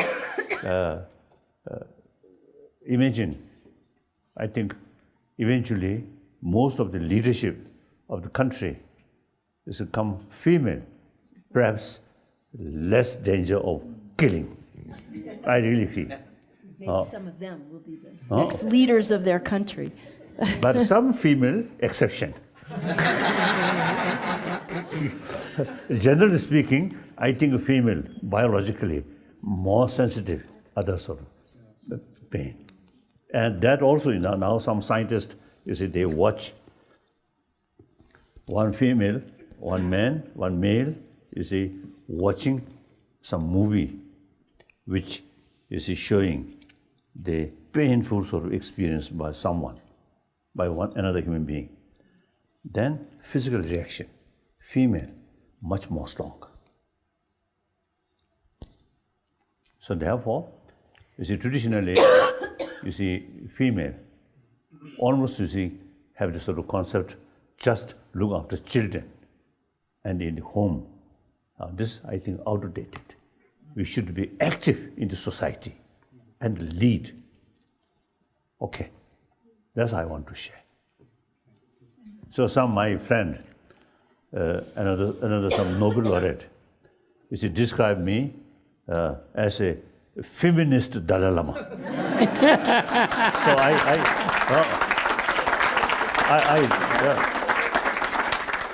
I mean, there's sufficient reasons. I think based on not God's teaching, but scientists sort of finding. And God who created the scientists. And God also who created the scientists. God we consider male. Thank you for those words of encouragement. I think we all appreciate that. Your Holiness. Yes.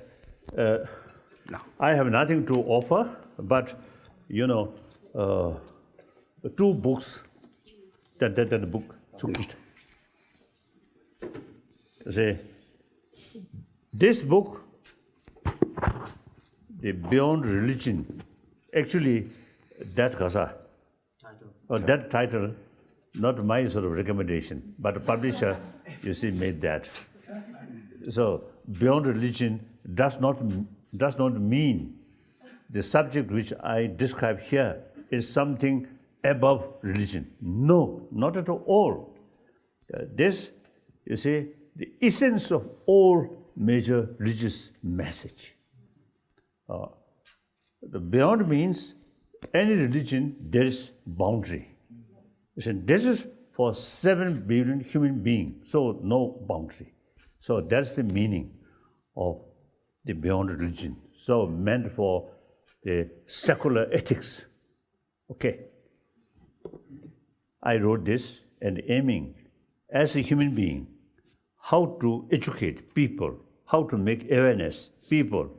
This inner value is something very important for individual, for family, for community, or nation, or finally, humanity, world.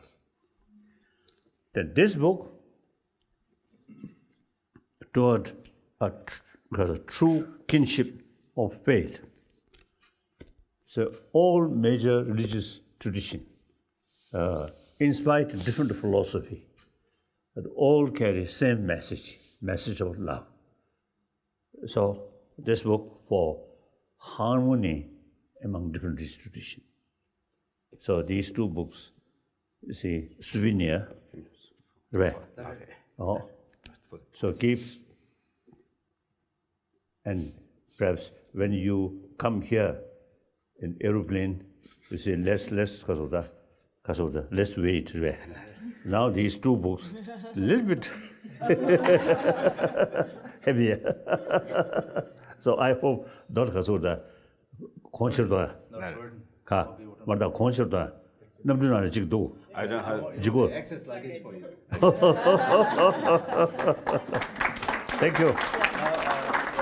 Nancy, as the president of the United States Institute of Peace, will make the final remarks. Thank you, folks.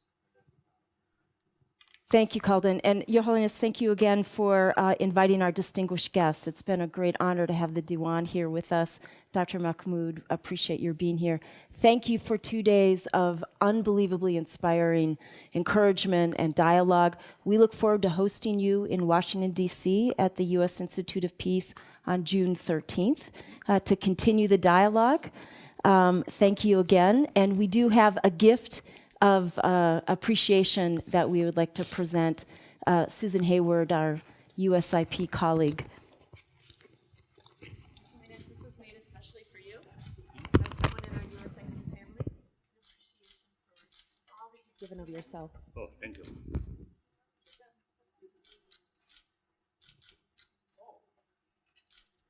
This you'll see the USIP building. You'll notice when you come in June in the shape of a dove. This is meant to be the Tibetan prayer flags. Beautiful. Thank you. Yes. Thank you, brother. Thank you. And Your Holiness, I wonder if I could just ask the USIP team to stand up, who have really worked since we met last year to take this idea and make it real. And this has been a team effort. Thank you.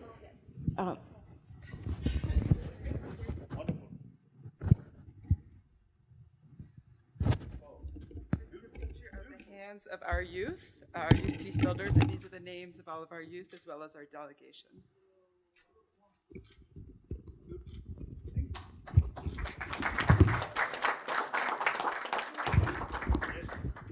Not only is this sort of indication or symbol of friendship, but also, you see, in order to build happy humanity, peaceful century, work together. That's very important. And Your Holiness, we also want to give you a bag that all of our participants from our program Okay. have. Thank you. Thank you so much. Thank you very much.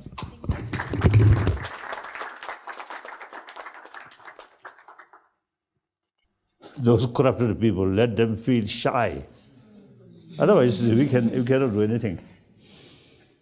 Isn't it? I love American sort of, or say the media. They really it's important to criticize, to show a negative side. That's very good. The Indian newspaper also, you say, loves to show negative side, isn't it? Yeah. I think most of the medias, you see, I think lacking. I have some criticism. It is very important make clear all these wrong things. At the same time, should show the method how to stop more positive side. Then you see people get seeing wrong things, dislike. At the same time, you see, give some sort of ideas, you see, how to reduce this. Otherwise, it's always hear something negative. Then sometimes you see, people get the impression, oh, humanity itself bad. So no hope about future. That I usually say telling the media people, the promotion of human value, promotion of religious harmony, media also have great sort of responsibility. And when makes the presentation more balanced way. So you try. Thank you. Silvio's also had a lot of experience in dealing with these issues in his home country. Silvio. Good morning, His Holiness. My name is Silvio William, and I come from a country called South Sudan. It is South Sudan. Yes, South Sudan. South Sudan is the newest country in the world. We just gained our independence in 2011. I just want to share with you my brief story as I work in my country, South Sudan. In 2013, violence or civil war broke out in my country, South Sudan, and hundreds of people lost their lives. They were killed in the war. And so for me, I was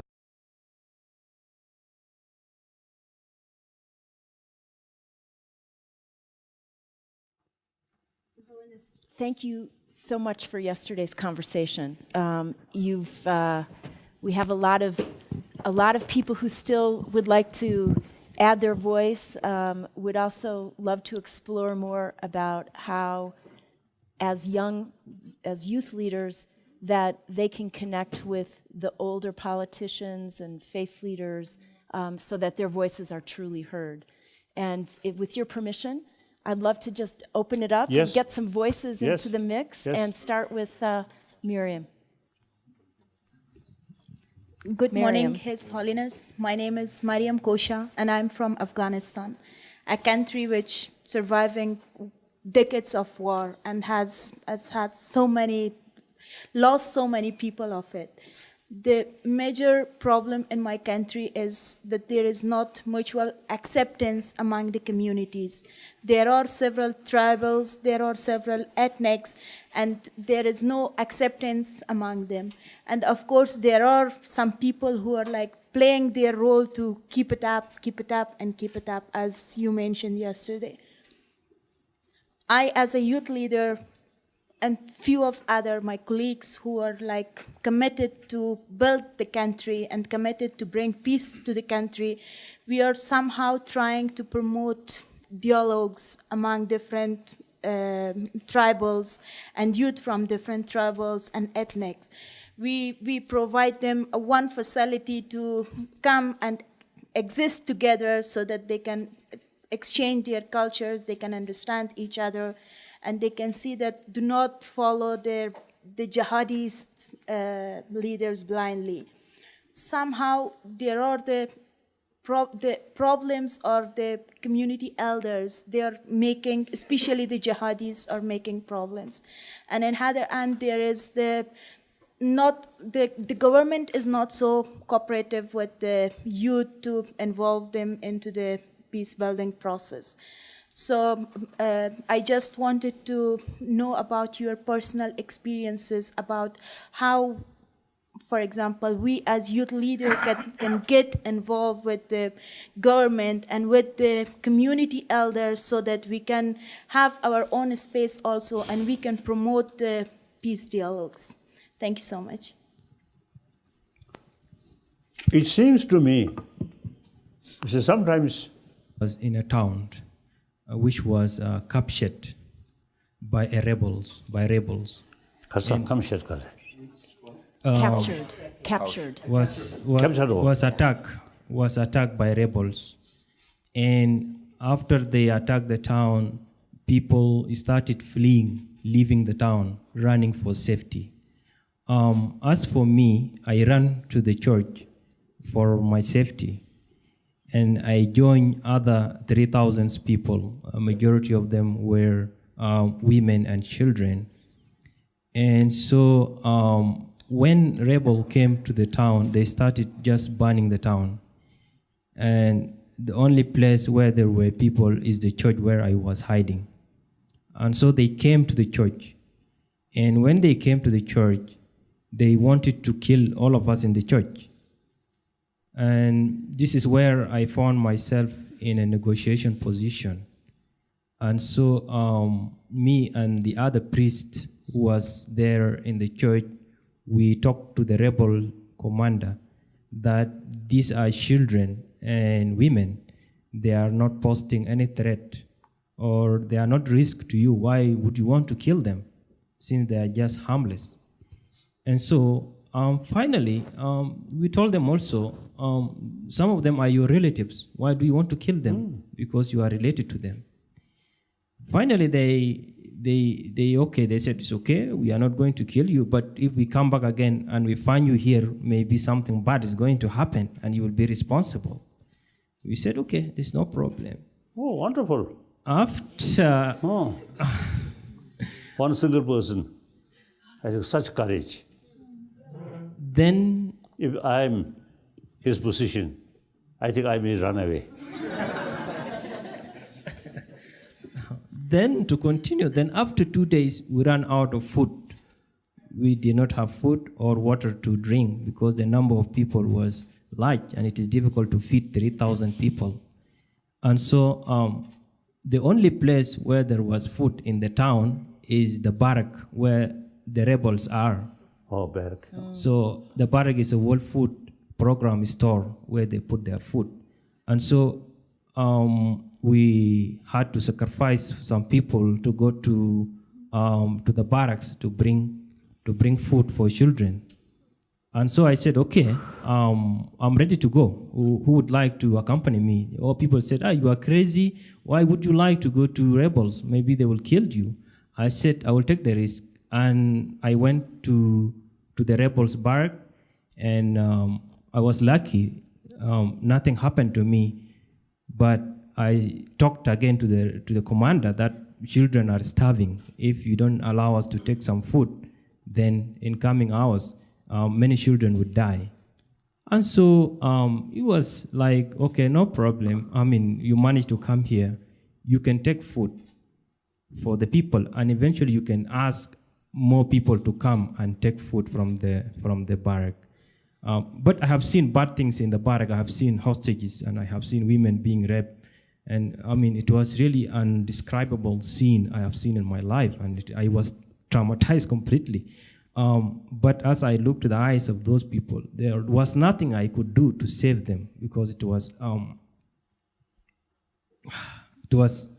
completely out of my control. And I went back to the church and I asked other guys to come and take more additional food to the IDPs. And finally, I decided to take them to the United Nations camp for the protection. So we had to walk with them at night so that no one see us. And finally, we managed to reach United Nations camp for the protection. And this is how I managed to save those people. Then I decided to leave the town to go to the capital. And we mobilized religious leaders, respected religious leaders like you, to help stop the war in my country. And so they went, those people, those religious people, they went to the place where there was a negotiation, Addis Ababa in Ethiopia. And they sat down with rebels leaders. The president of my country, he was fighting the vice president. And they asked those people to stop the war.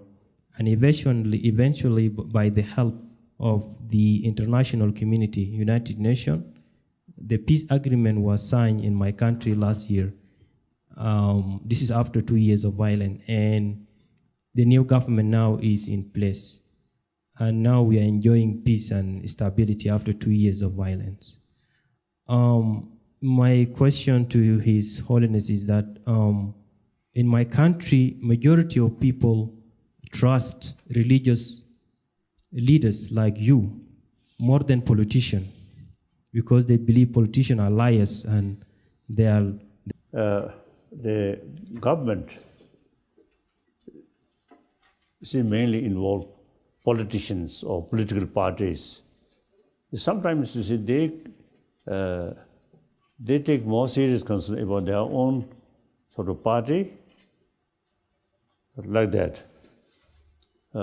So sometimes I think humanitarian works or these, I think, for peace, these things, I think the people's level, not depend on government, not relying on government. So I think there is there a possibility to create some NGO?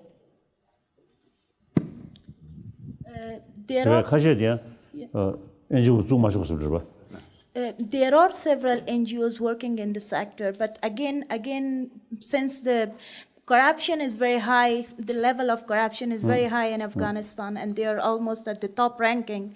So everything is business nowadays there. So that's why, though there are civil society activists that trying to do something, try to service the community people, but still corruption is very in high ranking. Holiness is wondering if the Afghan government allows to set up NGOs. There are NGOs, yes. Then more as the people's level, NGO, and then more publicity. I think there must be some, I think, freedom of, what's the media, right? And then, you see, these politicians or corrupted people, also, you see, they take more serious concern about their own name. So more sort of criticism, more publication. Like China, totally sort of censorship, then very difficult.